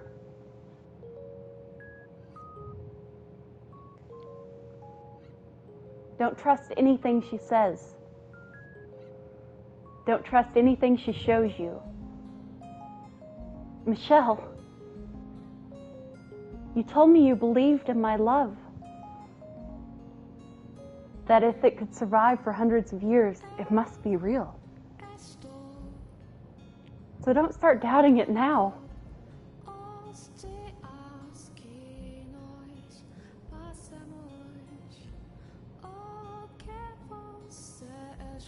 Open your eyes, Michelle, and look at me. Listen to me, please. Listen to the sound of my voice. Michelle, will you listen to what I really think? How I actually feel? I would never, ever push you away. Do you remember what I said, Michelle? When you broke through the cocoon I had built around myself? I said that I would never come to hate you. I still stand by that. My feelings haven't changed in the slightest. It doesn't matter what kind of past you had, or what kind of secrets you kept. I still love you. You accepted me, Michelle. I spent hundreds of years trapped in this place, watching as tragedy after tragedy befell its residents, slowly losing my grip on myself until I had been twisted so far I could tell them like stories with a cold smile on my face. And despite what I had become, you still took my hand. You still said you loved me. No matter what horrors you've experienced, I will always and forever take your hand. Michelle.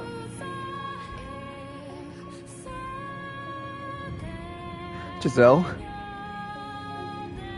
Please have faith in me, Michelle. Don't believe what some illusion says.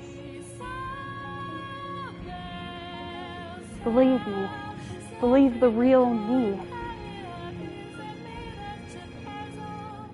You have it backwards, Giselle. The truth is, I never once doubted you. What? I never doubted your love. Michelle. I despise myself.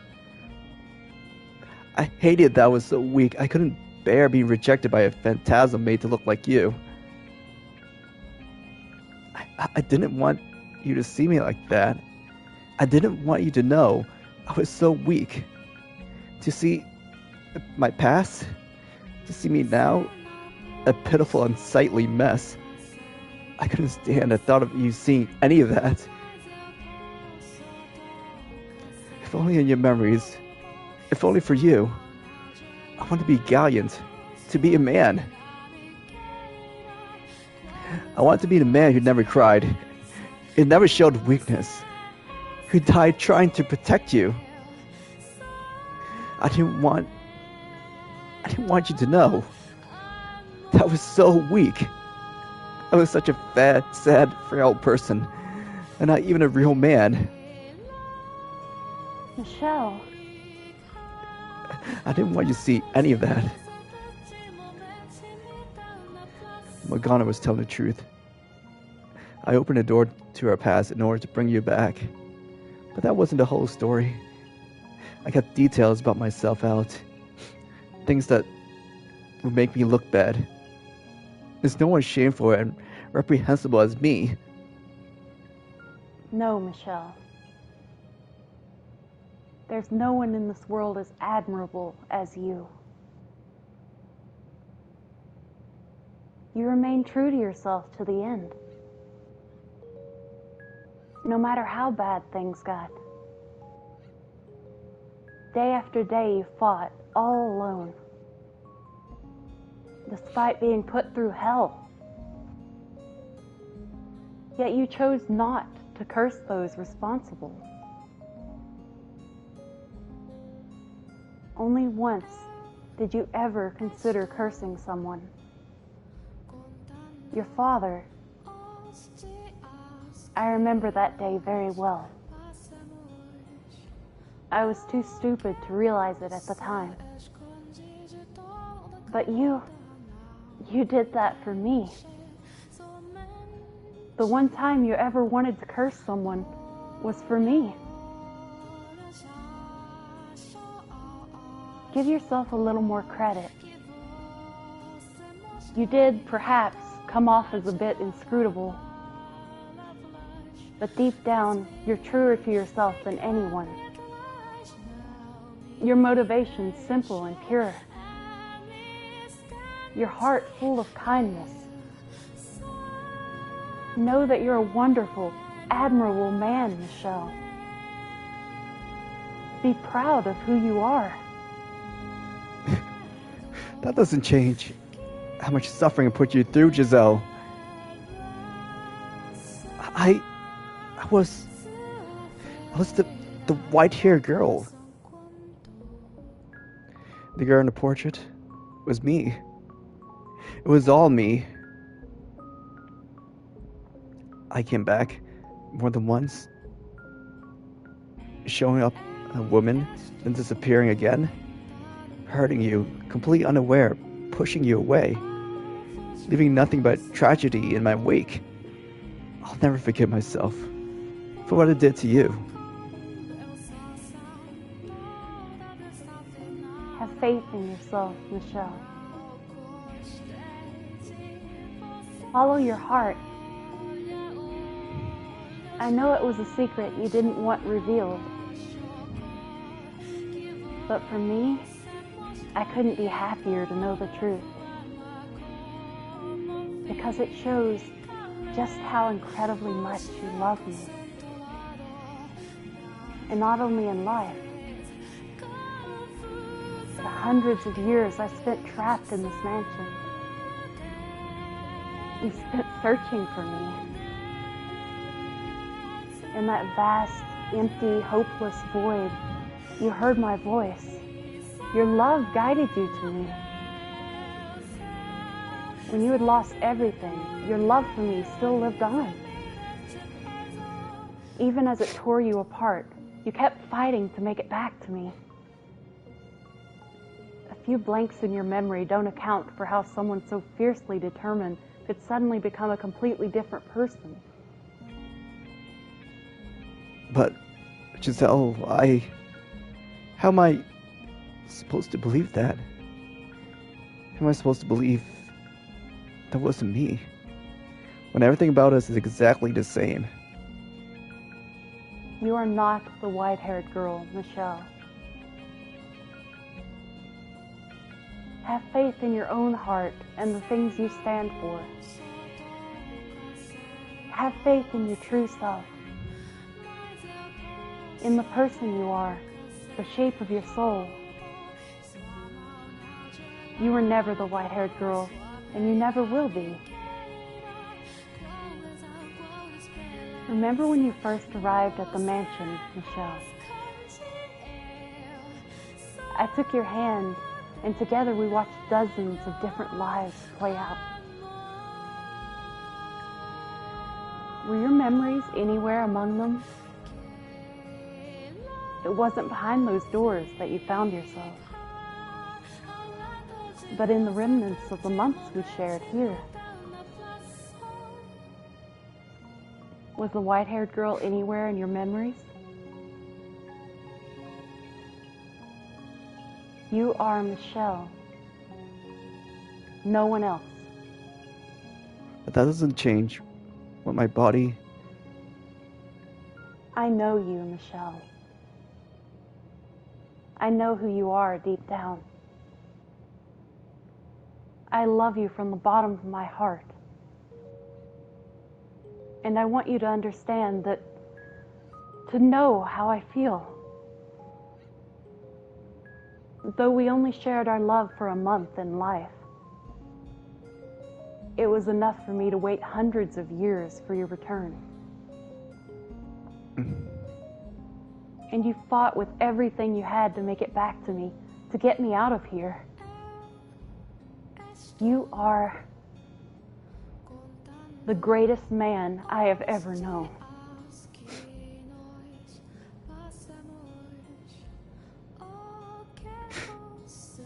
Giselle, how is it? You always managed to see straight through me, Giselle. You give me exactly what I want. A smile, a sing of very light and endless dark. To say exactly what I so desperately yearned to hear. The worst I've suffered countless years.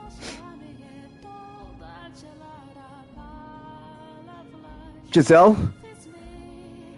I've reached out for her, but she begun to fade, her outline hazy and blending into the surroundings. I don't manage to grab this empty air. I want more than anything to feel her warmth right now. The sensation of her skin against mine, but there's nothing there. Please, Giselle, don't leave my side again. Don't worry, I'm right here with you. I'm not going anywhere. Giselle. Put your hands on my shoulders. Wrap your arms around me. I can't. I want to so much, but I can't feel you there at all. You can, Michelle. I promise. Close your eyes.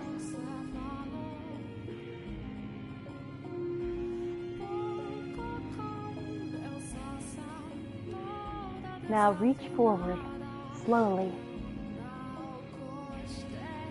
You can feel me there, can't you?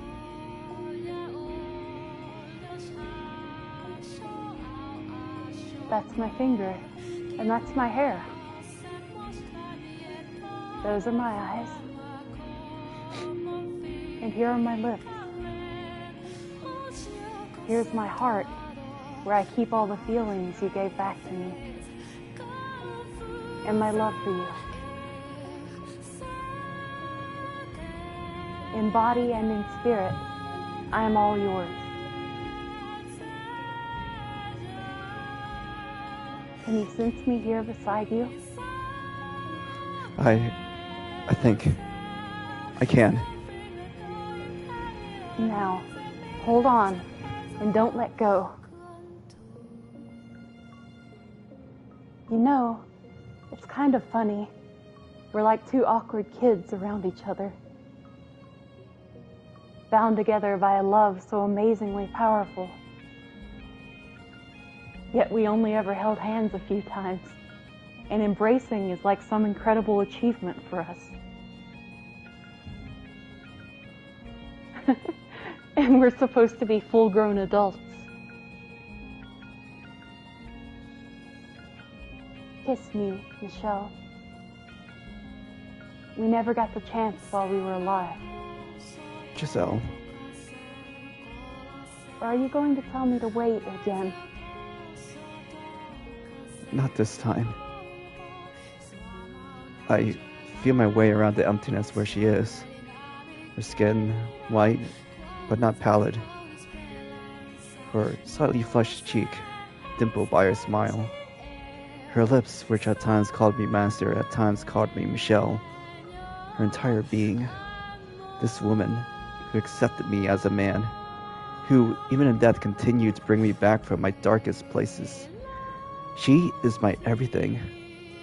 I feel a faint breath against my neck. Somewhere between a sigh and a giggle. I feel warmth, which I thought I would never know again. The soft touch of her skin. I envision her face before me, where I'm sure she is, with her eyes closed. And I pressed my lips against hers.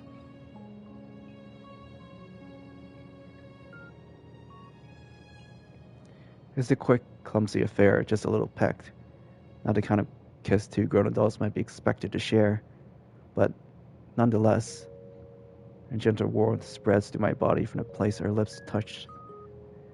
It's a sensation so pleasant, so nice. I can hardly believe this is real.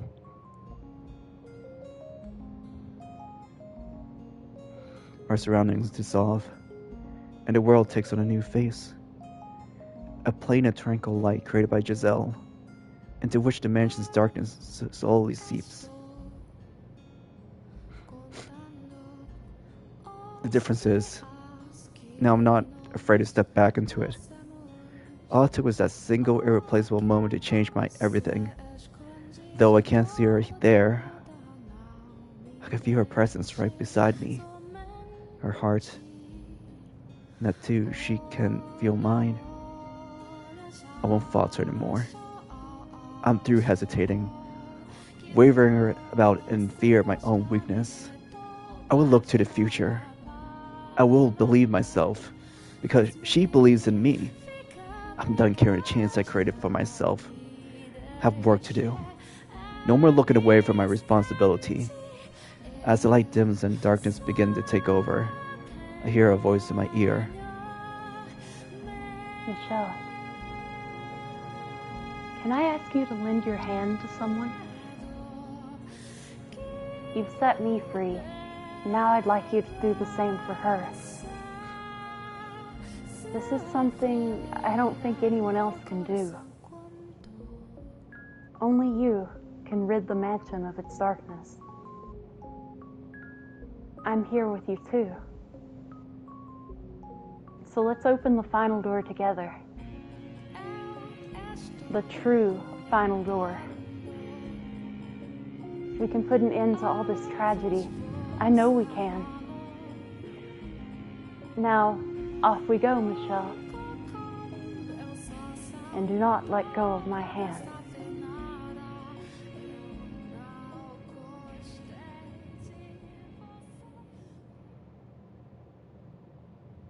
Giselle. Reality fades back into view. I'm looking at Nita, the endless eroding darkness. No divisions of my past. But a sea of blood spreading in all directions. I'm standing at the top of the observation tower. Outside the door. I returned. Back in Morgana's world. Her bitter, hate-filled, curse-fueled world. To tell you the truth, I didn't see this coming. This is my mansion. My domain. She was supposed to be locked up. But it would seem my will is not absolute as I thought. What would you call that? The power of love? Is that what allowed this to happen? How tiring. Where is the magic? The miracle?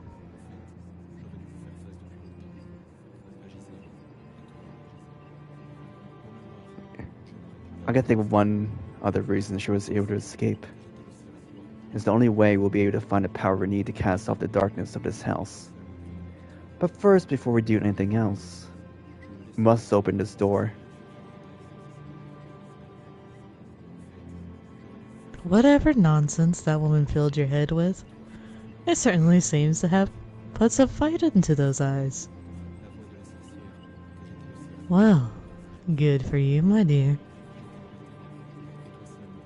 A little confidence boost doesn't erase the fact that you were on the ground, crawling through the filth like a worm, tears streaming down your face as you tried to ignore what lay before you.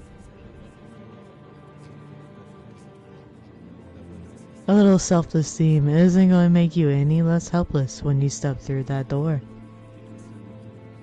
But that won't stop me from trying. I'm done acting like you were some inevitability, some force of nature. It's time for me to take a stand, Morgana. The air around the door has a distinct chill to it as I place my hand against the wood surface. My arms, once bloody and lacerated, are now whole again. I can feel my entire body, everything back in its rightful place. I take in a breath, lift my head, focus my gaze on the door, and push it open. Resting on the back of my hand, I can feel another palm, soft and warm.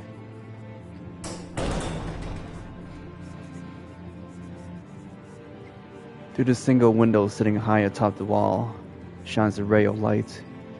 A black butterfly flutters within the beam. Its form is indistinct, wavering like a mirage as it slowly descends through the tower floor. And then, from within the darkness, a person appears.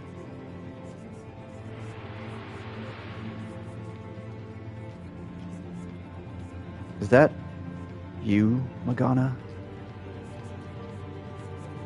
How does it feel to finally meet the real thing, my dear? I knew you were young, but you really are still a child. Having heard her tale, I know she died still a girl. I know she came to bear so much hatred for the world. But knowing and seeing two very different things. The sight of her bony adolescent body is a painful reminder that she never had a chance to know happiness, to know adulthood, before being robbed of her life. I had assumed monster would be your first reaction. With a face and a body like this. How very sweet of you, Michelle. So tell me, what exactly do you mean to do now that you're here? Your ultimate goal was, as I understood it, take Giselle back. But she's no longer here for me to return to you. She broke out of my cage and exhausted what remains of her soul to show herself to you.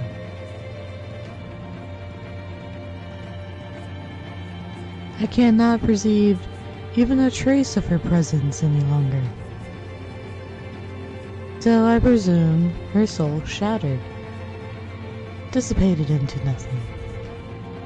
No, she's right here beside me. Is that so? You seem to believe as much anyway. Which only makes your presence here a bigger mystery. Ah, no. You want revenge. I made you miserable while you were alive. And I continue to torment you in death. You entrusted me with Giselle's life, and I used her for my own means. You must despise me.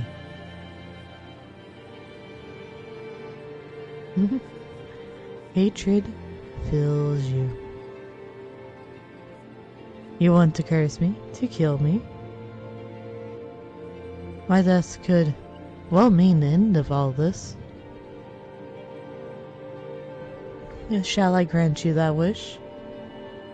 She flicks a finger. And next second, a long sword clatters to the floor at my feet. Take the blade in your hand, and like the knights of the old, who executed the witch,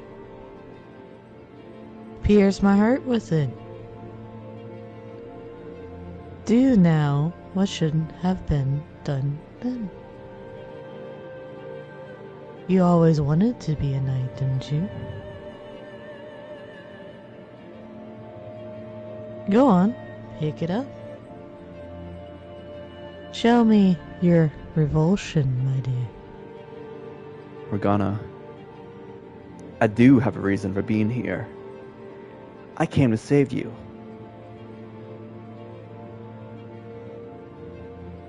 Did you hit your head on the way up here? You came to save who?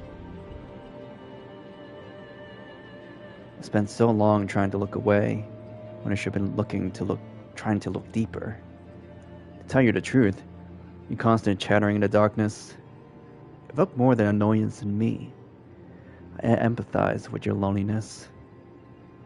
I bear no hatred for you. It was my despair that brought you back to life. So that makes it my responsibility to end this. My own wish has given me all the redemption I need, my dear. Or shall I be expecting another self-righteous lecture about how hatred does you no good? Brilliant, Michelle. Brilliant. Do you have any idea how absurd prosperity you're being? Trying to force your ideal of redemption onto someone who has no interest in it? If the tale you showed me was the whole truth, then I would have said you could revile those heartless men as much as you pleased. But I refuse to believe that's the whole story. The men that saw beyond the first 3 doors had genuine concerns and worries. They felt things, real human emotions. Even those things ultimately led them down a path of destruction. Wanting to do something nice for the one you care about, being disgusted at things you're done, hiding your urges from those around you. You certainly couldn't call them good men, but they were real people with real conflicts. So you're saying I'm lying? Well, can't say I blame you. Who would believe the word of a witch? I don't think you falsified your account, Morgana. The tragedy, no, the grisly reality you described, I don't doubt any of that happened. You wouldn't be here otherwise. But I learned something in my years. Reality exists from more than one perspective.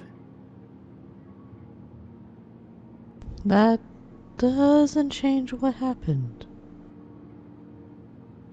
That two-faced man deceived me. The beast severed my arm. And the greedy, power-hungry lord used me for his own personal gain. Events by themselves do not tell the whole story. Only when you take into account their circumstances, what they thought and felt, their perspectives, only then can you say you reached the truth. Your point being? Are you going to march down to where their souls are and ask them for their perspective? Don't waste your breath. They'll only tell you what benefits them the most. Then we do it our own way. Then we do it our way. We'll open the door to your pass. And if I refuse? This is my domain, my world. It operates in accordance to my will. The door won't open unless I allow it to. Were you aware, Morgana, that I recovered my first memory in front of a mirror? You what? The same mirror Giselle used to practice her smile. And all those hundreds of years before memory came to reside within it. Every time she stood before that mirror, she had me in her heart. As next, I saw one of my own memories play out in my bedchamber. It was the first day after we opened the windows when she let the morning sun into my room. That day was a turning point in my life. And why are you telling me that? Because it means this world doesn't belong only to you. is also hers and mine. And that is why she was able to break free. Your wish is without question the most powerful of anyone's here. You have more authority over this place than anyone else. There's no denying your position as master of this mansion. But Giselle and I, we too have influence over this domain. I was the one who resurrected you, and she's who served as your guide. So the door will appear, whether or not it's your will. Their souls reside here as well. They may spin convenient tales, but the memories ingrained upon their souls can tell no lies. All the pieces are on the board. The door will open. Say the door does open. What does that change? Nothing those men may have thought or felt can take back what they did to me. This rotting, broken creature they turned me into. I don't care what was going through their heads. They will never have my forgiveness. My hatred is unwavering. My wish will not be undone so easily. Their souls shall suffer for all eternity. Before we begin, Morgana, let's get one last lingering question out of the way. And what might that be? Who the white-haired girl is? That's your lingering question? I've already established. That was you, Morgana.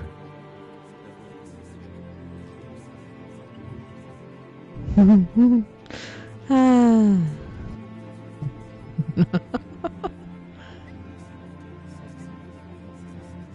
So, in a desperate play to deny you came back as a woman, you're now trying to make me into her. That is perhaps the most ridiculous thing I have ever heard. That was you, my dear. Don't avert your eyes. You must face reality. I'm not averting my eyes. I'm not in denial. I have faith. Faith that I only ever made it back to this mansion once, when I woke in a rocking chair beside the fireplace.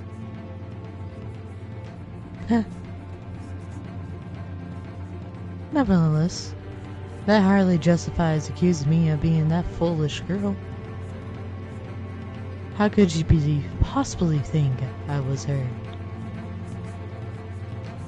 Never have I not been present in these walls. Not even while she was alive, in the claws of tragedy. My hair is not white, nor are my eyes red. And look at this horrid, festooned face. How could I ever become her? How his soul appears is irrelevant in this case, Morgana. I will uncover the truth about you. Things even you don't know. If I can show you that you were, in fact, the white-haired girl, in that moment, will your reality be rewritten? If you're so confident, then be my guest. Find out for yourself just how little you're capable of.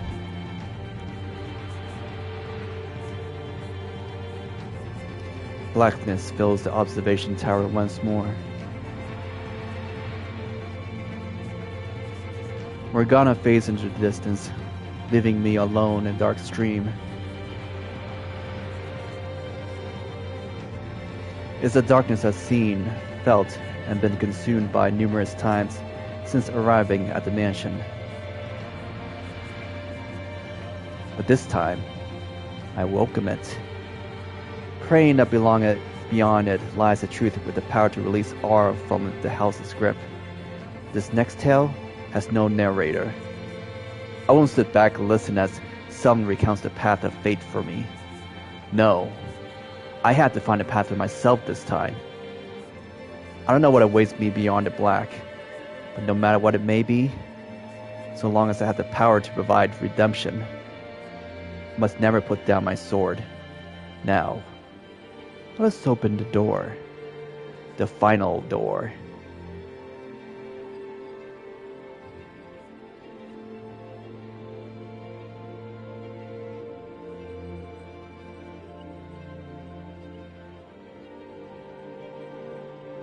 And we all thought about question marks. There it is right there. I brought you some food. You have to eat something. You barely touched your food yesterday. Come on, please. Greg. Just leave it there. Her hands aren't bound. She can eat whenever she pleases. But she's not going to last much longer. The boy has a point. If she won't eat, it leaves a supply of blood. That's not what I meant. Leave it there. Well, we'll be back.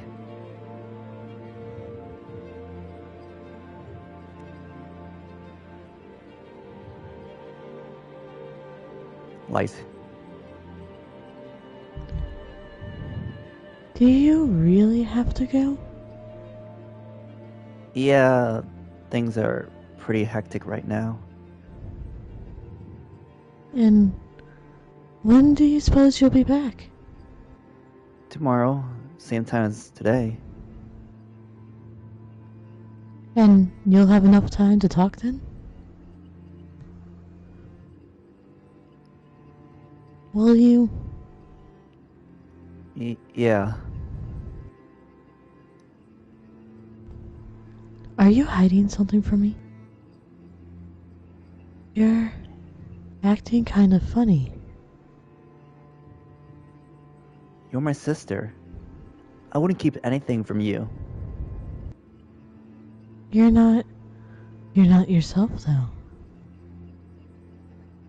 What's so different about me?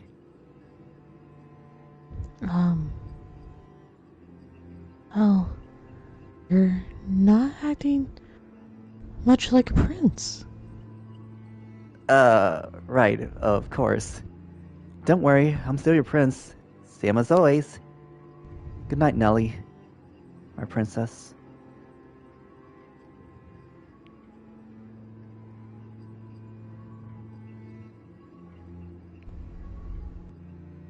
How did I end up in this mess? I never wanted this. All I wanted was a quiet life. Someone, Get me out of here. Take this thing somewhere far away. Tell me, it's not my fault. Oh God, I'm begging you.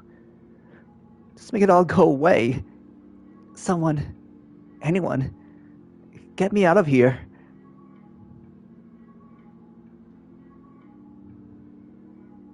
Light.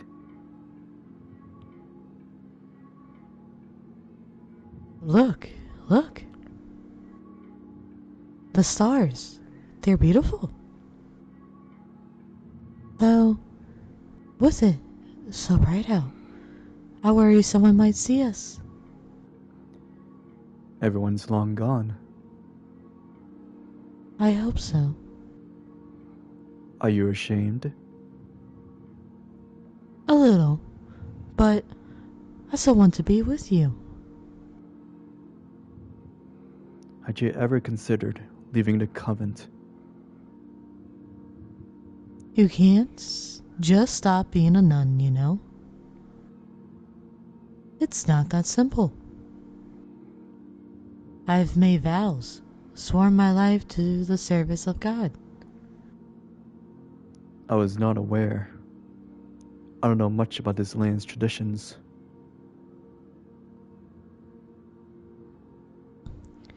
If I were to leave the church, it would have to be in my next life. I like to be a normal girl, live a normal life. Get married, have kids, and before I know it, I'm an old lady. Thinking, it was an uneventful life. But it was the best I could have asked for. That's my dream. That sounds very peaceful.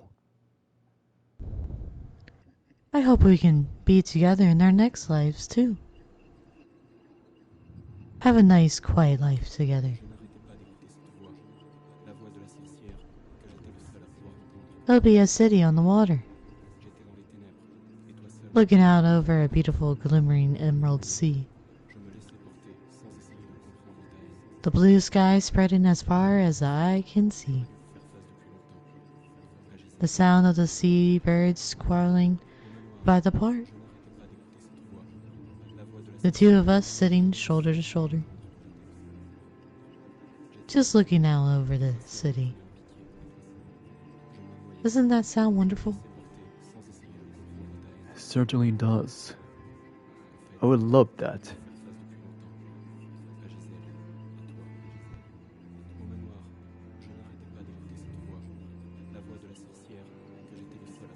The Harvest Festival. On the day of the festival,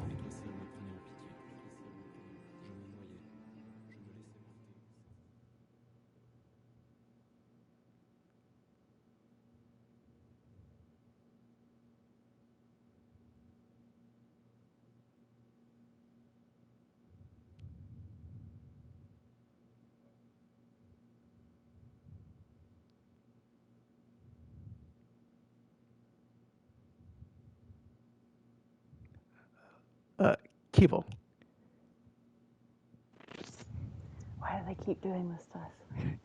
Wake up. Trust me. Please wake up. Come on.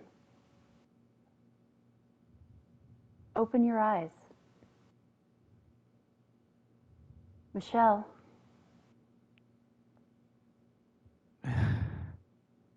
So bright. I'm outside. The light feels like needles in my eyes. The first thing I saw beyond the mansion's darkness is blinding light. The sun glares mercilessly overhead. A gentle breeze blows past. I can hear birds chirping from several different directions.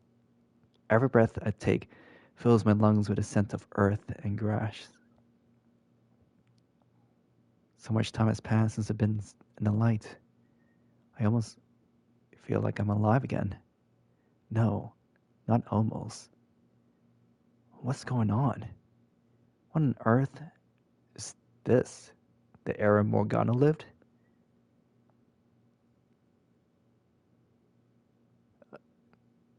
Giselle. Michelle.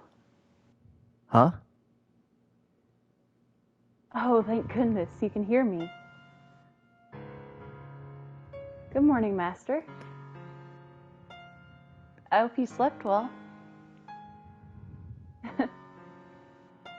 Giselle. Is that voice really you? I swear it's me, 100%. Not that mean old phony. So don't you worry. No, I believe it's you. I just was not expecting to be able to hear you here. I did say I would always be by your side. I'm relieved. But where are you, Giselle? I can't see you anywhere. Well, I'm not exactly sure myself. You don't know? I don't know how to describe it. It's pitch dark all around me, like a black smoke churning in the darkness. It feels a lot like inside the mansion. But I don't think I'm actually in the mansion. Sure you're still trapped in the void then? I can see a shimmering light off in the distance, through the fog, and I can hear sounds coming from that direction. It's like the outside world is leaking through the light. I can see the trees rustling, hear birds singing. I can't see you, though. So I assumed I was seeing through your eyes. And I thought I'd try getting your attention. So that means you can see everything I can? Seems so. Though I don't think I can see quite as clearly as you. I wish you could be here to feel this too. Experience it in my place even.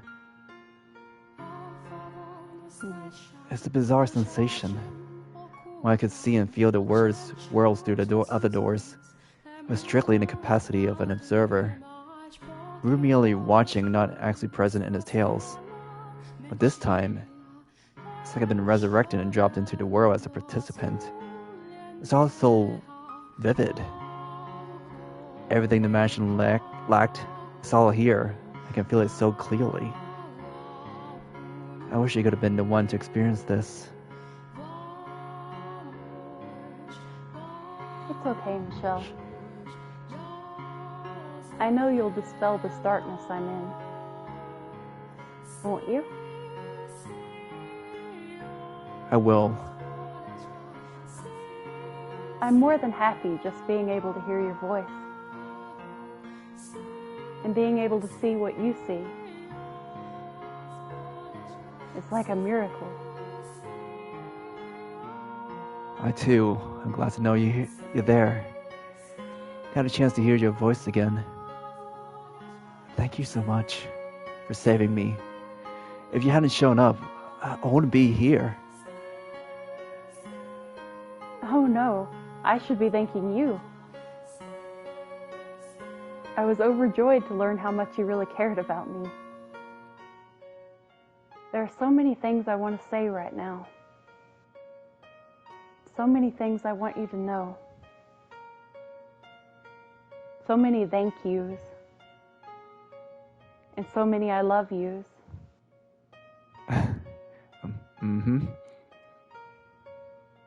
Hey now, is that really the best response you've got? Surely you can do better than that. You're embarrassing me. I am somewhat disappointed by one thing, though. I can't get any hugs or kisses since I'm not there in person. Oh, come on. You're not very good at this, are you? And you're not very good at picking up on how much you're embarrassing me. I'd expect, at the very least, me too.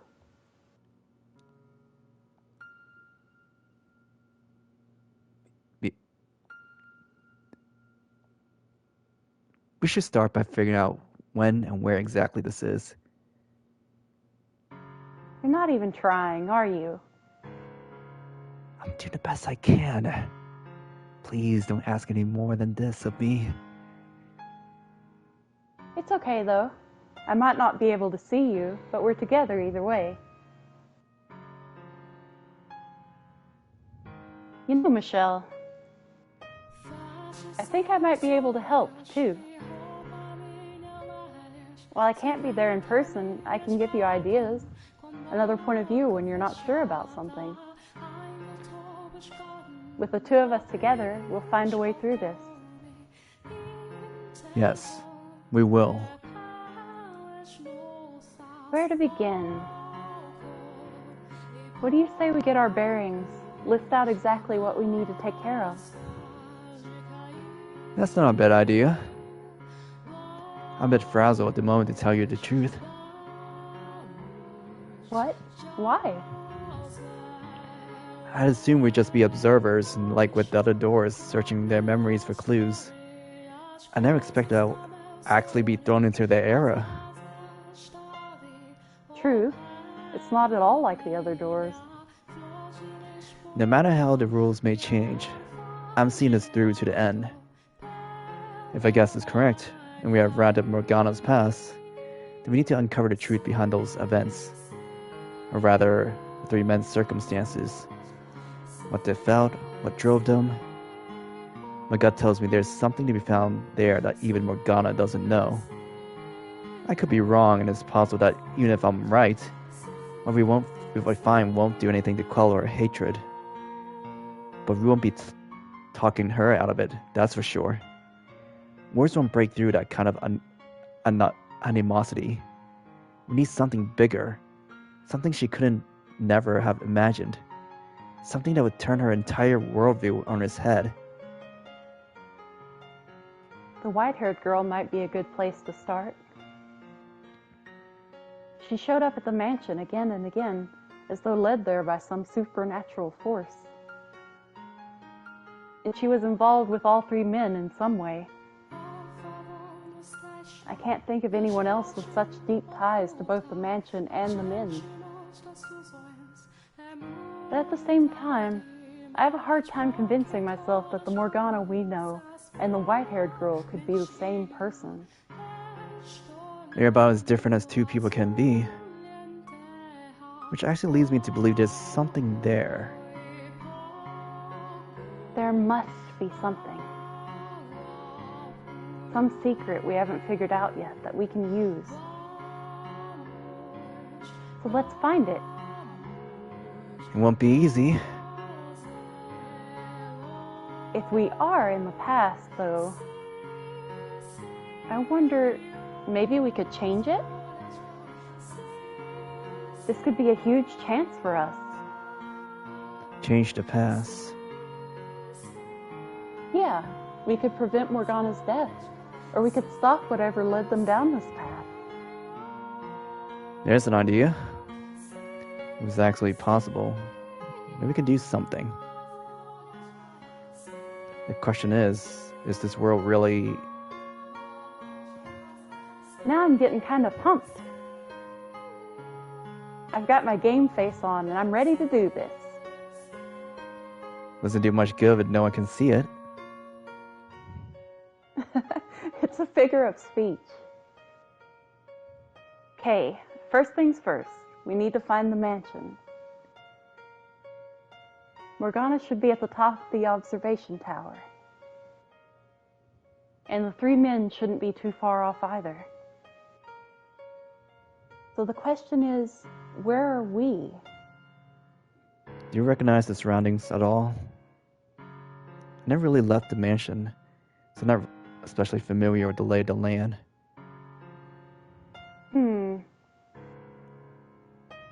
Give me a little spin, would you? As she requests, I slowly spin around in a circle. Through the dense woods, I spot a cluster of what appears to be stone formations. Squinting to get a better look, I realize they're buildings.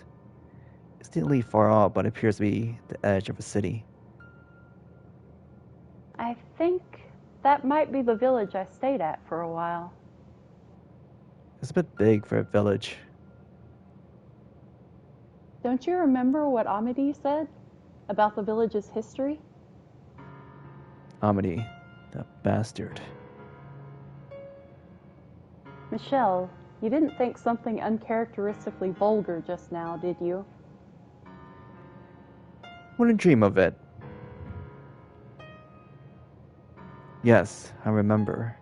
He said it was once much larger, and that was destroyed in a single week by the witch's curse. So rather than a curse, it was probably disease. As that's the same city, and it fits with what Morgana said happened. I believe he also said something about there being a large bridge on the outskirts of the city. and that following the path from there would lead to the mansion. So let's head down to the city. Alright. You don't sound very enthusiastic. Are you nervous you might have to talk to someone? Don't worry, you've got me here. Don't treat me like I'm antisocial. You're not? No, that's not what's bothering me. It's something about this whole thing feels off. This world we're in. Never mind. I'm probably overthinking things. But now's not the time for that. We need to get moving. Let's go. Rather than waste time fretting over details, we need to get to the mansion like she said. Everything else comes after that. With each step I can feel the earth compressing beneath my feet, the grass flattening. As I weave my way through the trees towards the city, the sensation of having a living, flesh and blood body slowly returns.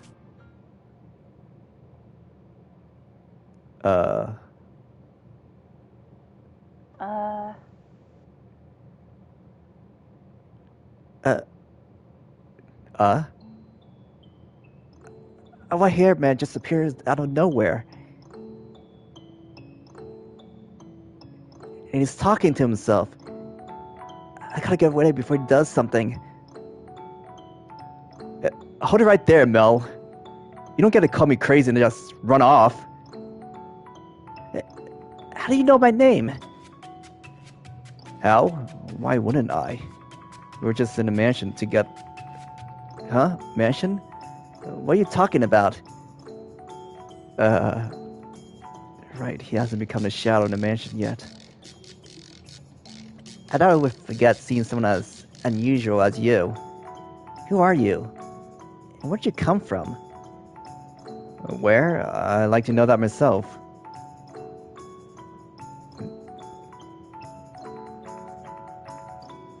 Say something, Michelle. He's not getting any less suspicious of you. You have to come up with some way to break the tension. Improvisation is exactly my strong suit.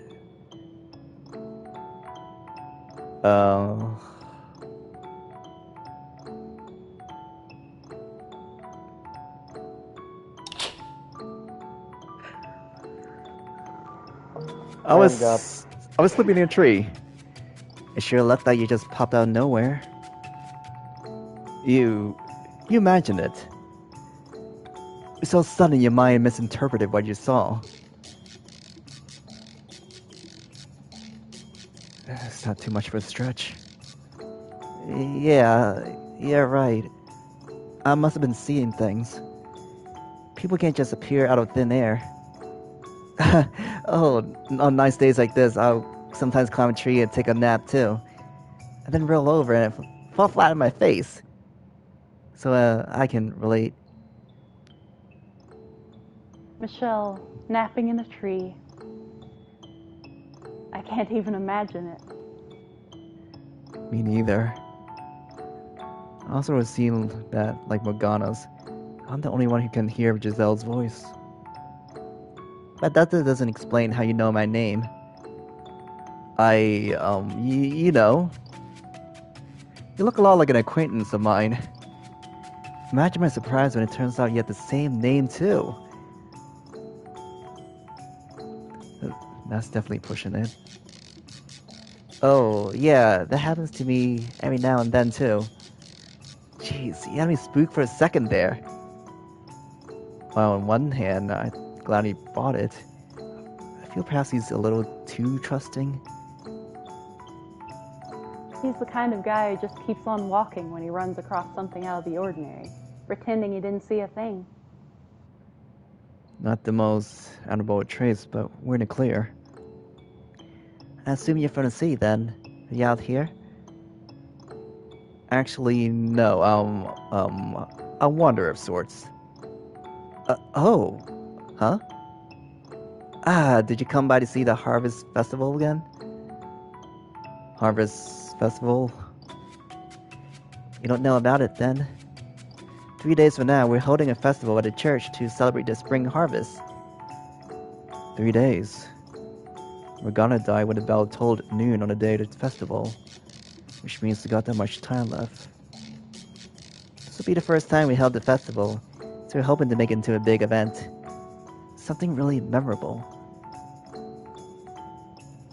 And a young girl is dying behind the scenes of this seemingly pleasant celebration.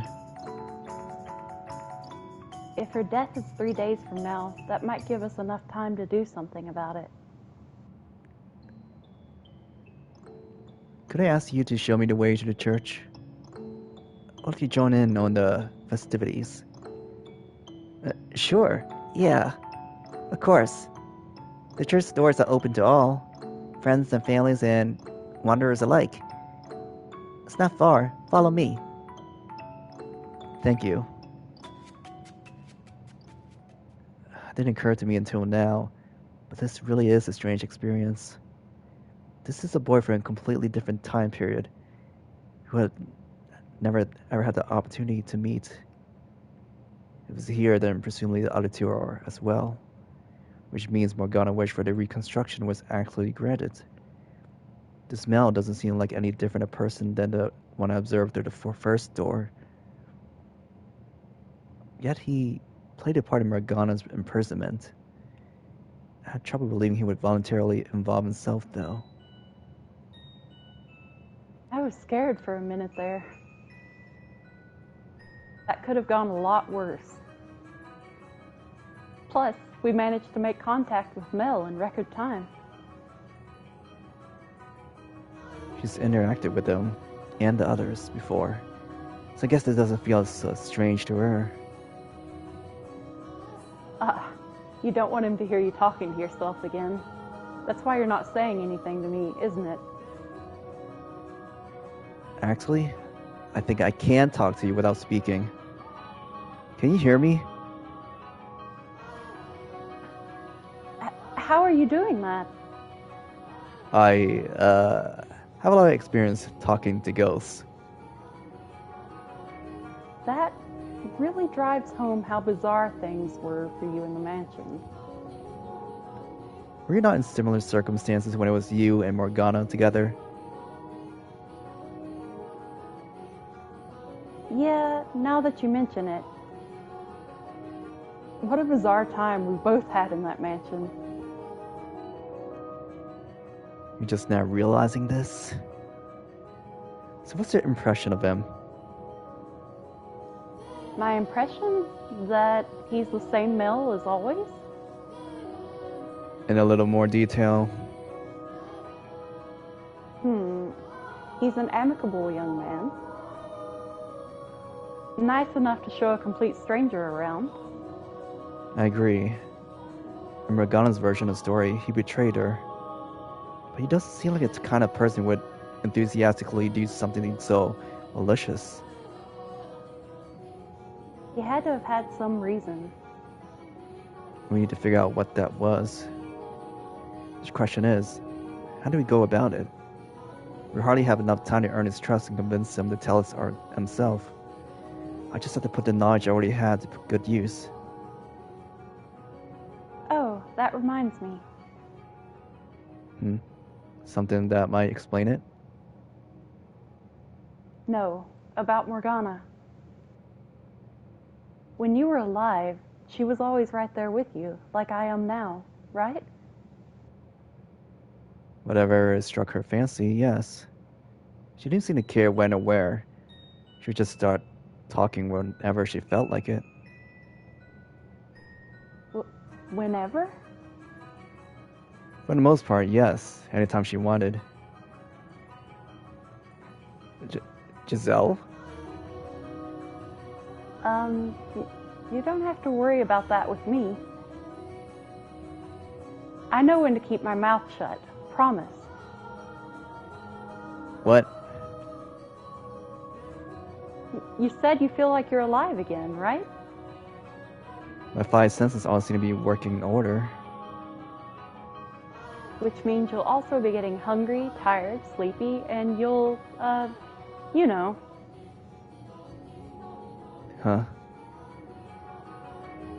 You'll have to go to the bathroom. How old are you again? I'll be polite and close my eyes and plug my ears while you're doing it. Thanks. What would possess her to bring that up?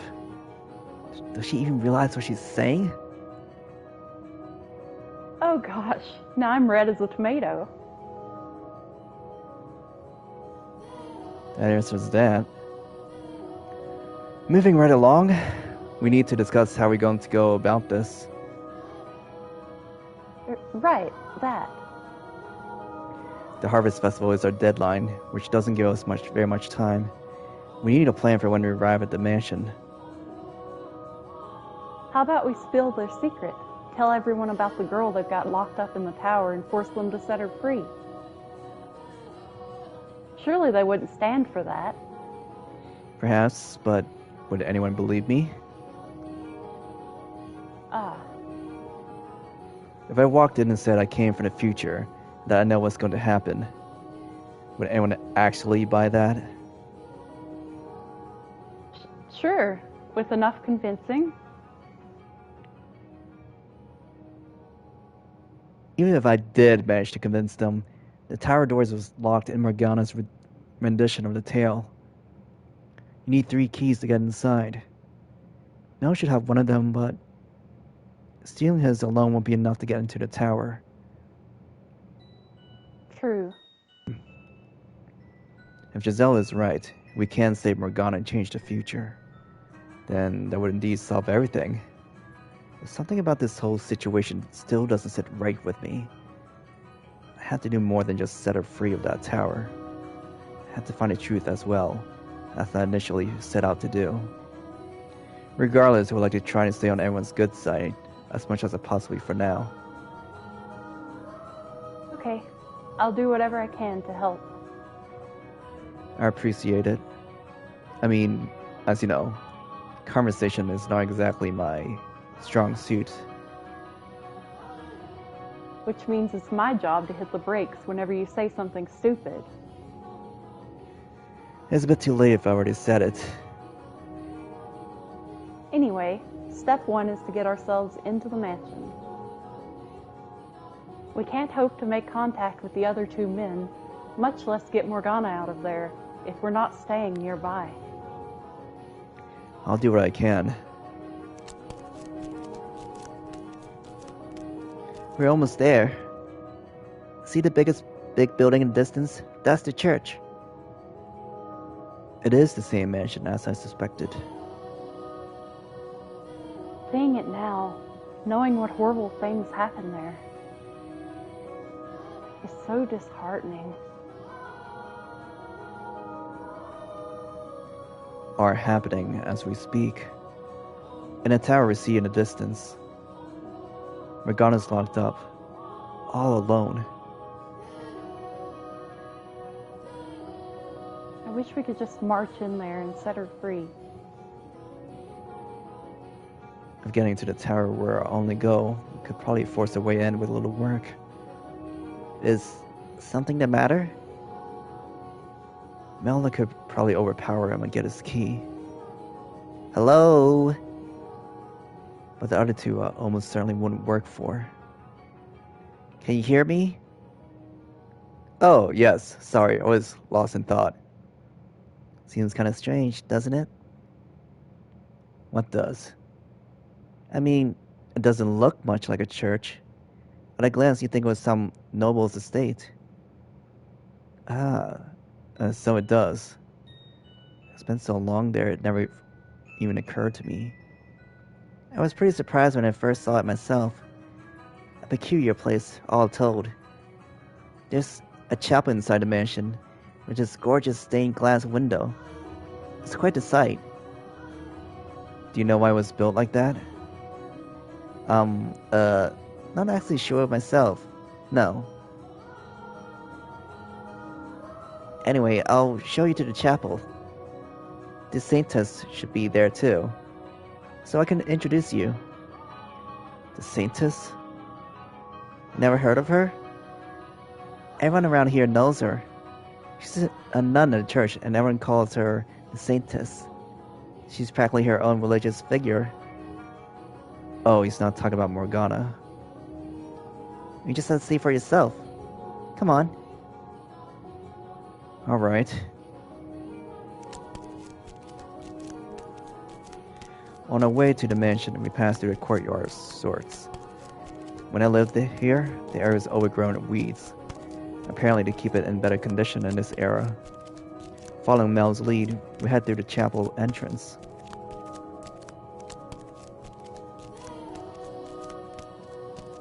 Oh my. I'm at a loss for words when I see what lies on the other side of those all too familiar doors. What was barely recognizable as a place of worship in my memory, just 2 columns of battered pews and some piles of rubble.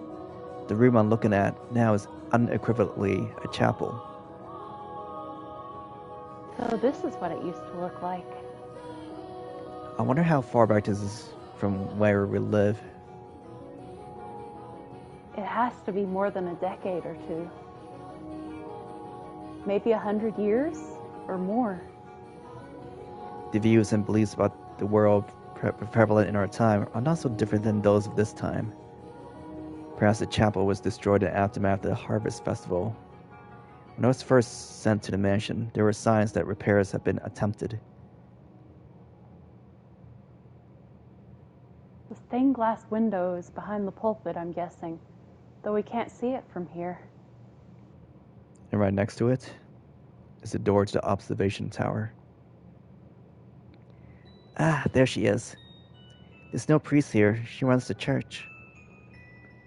You'll want to talk to her first if you're planning to participate in the Harvest Festival. I'll go fetch her for you. Whisking his way between the pews, the boy disappears in the back of the chapel, returning with a nun in tow. When I see her, my face twists for a brief moment. Good afternoon. You came to see the festival, I hear. It's wonderful to have you. Is that who I think it is? I'm almost certain at this point that all the major players from behind the 3 doors are present here. Not just the 3 men whose shadow remains in the mansion, but also the women who are important parts of their lives. Though dressed differently, the way she speaks and the way she holds herself resembles the woman killed by her lover behind the 2nd door. They're all connected. What we thought were 3 separate tales. All stretch back to a single point in time before our own.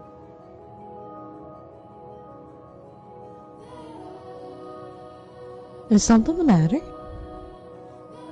No, I was just thinking how unusual it is for one nun to be managing an entire church all by herself. Yes. That's the usual reaction from new visitors. Even I think this assignment is a bit over my head. Assignment?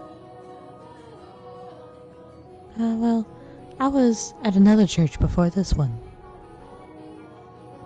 A smaller building, and I wasn't the only nun. But the Lord of the Land ordered me to transfer to a new, larger church he was opening. So here I am. The Lord. There's plenty of space on the property, more than enough to provide shelter for orphan children and aid for the sick. It seems rather vacant from what I've seen. Yes, about that. We used to take people in, but circumstances have made that difficult of late. What kind of circumstances? It's not something I can discuss with an outsider, sorry. I'm guessing it has to do with Morgana's imprisonment here. Do you think she knows about Morgana? I would guess not. The men swore to keep it between the three of them. So she's being forced to oversee the mansion, completely oblivious of what's happening here. Which isn't to say she's not connected to it in some way. If she's the girl from the second tale, then she should be close with... Is something bothering you? No, my apologies. I got lost in thought. You don't look it, but you're actually a bit of a daydreamer, aren't you? Daydreamer? Mel would fit that description much better. Mel would fit that description much better. What? Why? Do I really look like that much of an airhead? Oh, I can see that. Someone has to watch out for him, or he's likely to lose his head in the clouds. I really don't think I'm that spacey. I'm not trying to say you're spacey. I just feel like I've got to keep one eye on you at all times. It's a lot like what I imagine having a little brother would be like. I'm the oldest child, you know. What's the big deal? You don't want a big sister? Well, I want you to be my little brother. I don't want to be just a capital S sister to you. That's so stiff and formal. No, I want to be your sister's sister. I'm a little old to be playing make-believe. Oh, come on. And they're quite friendly with one another, it seems. Oh, I know. Why don't you become her brother then? What?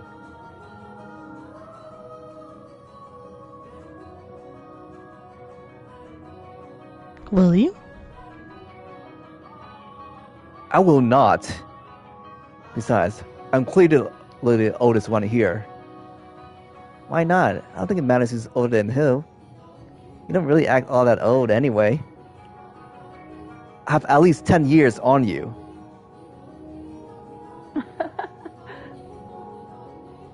Your youngest child insecurity is showing.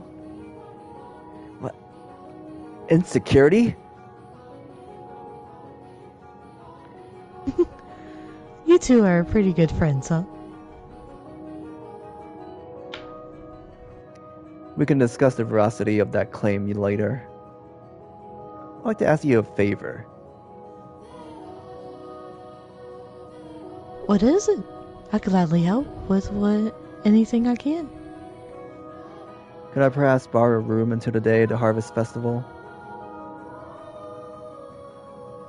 I don't have anywhere to stay. Or a source of income for that matter. I know I'd be taking advantage of generosity, but I only mean to intrude for a few days. I would be more than happy to offer you a place to stay. At any other time. But right now, I can't let you stay here. I'm so sorry. Oh, damn, so much for that. Don't let one little no stop you. Keep pushing. Put on a show. Earn her sympathy. She's a lady of the cloth. If you make her feel bad for you, she'll offer you a raid. Put on a show? You expect me to act? I'm having another episode. I'm so sure this church will be able to help.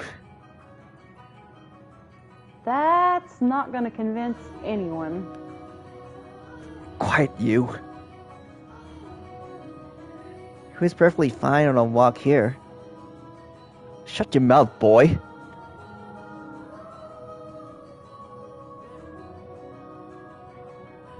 as I said, we did once offer a place for spit for alien and needy. But regrettably, for the time being, we're unable to take anyone in. What I can do, though, is give you medicine. Since we can't let people stay here, with the Lord's gracious assistance, we've been handing out medicine instead. So all you do here then is give people medication? Yes, I suppose that's what it boils down to. I'm honestly not sure why we're not allowed to offer shelter right now, but we are still able to provide assistance to those in need, so I assume it's just a temporary measure, and we'll be able to take people in again before long. And with how much he's done for the church, it's not really my place to complain about his decisions. I am truly sorry. I hope you understand.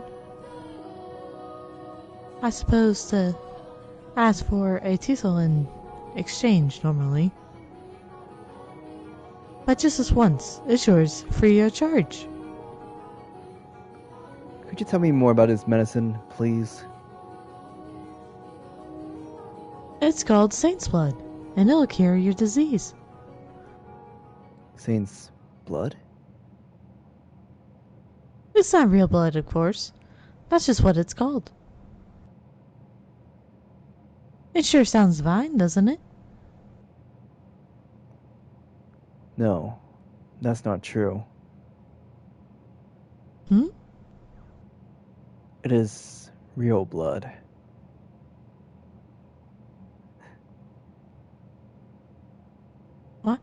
What do you... Sorry to butt in. Do you mind if I bring him back to my room? I don't think I mentioned it, but he's an old friend of mine. We got a lot of catching up to do. Alright. Hey, come on, this way. Well, that sure got quite the reaction out of him. And now he's incredibly leery of you. When she mentioned the blood, I couldn't stop myself. I probably should have kept my mouth shut, though.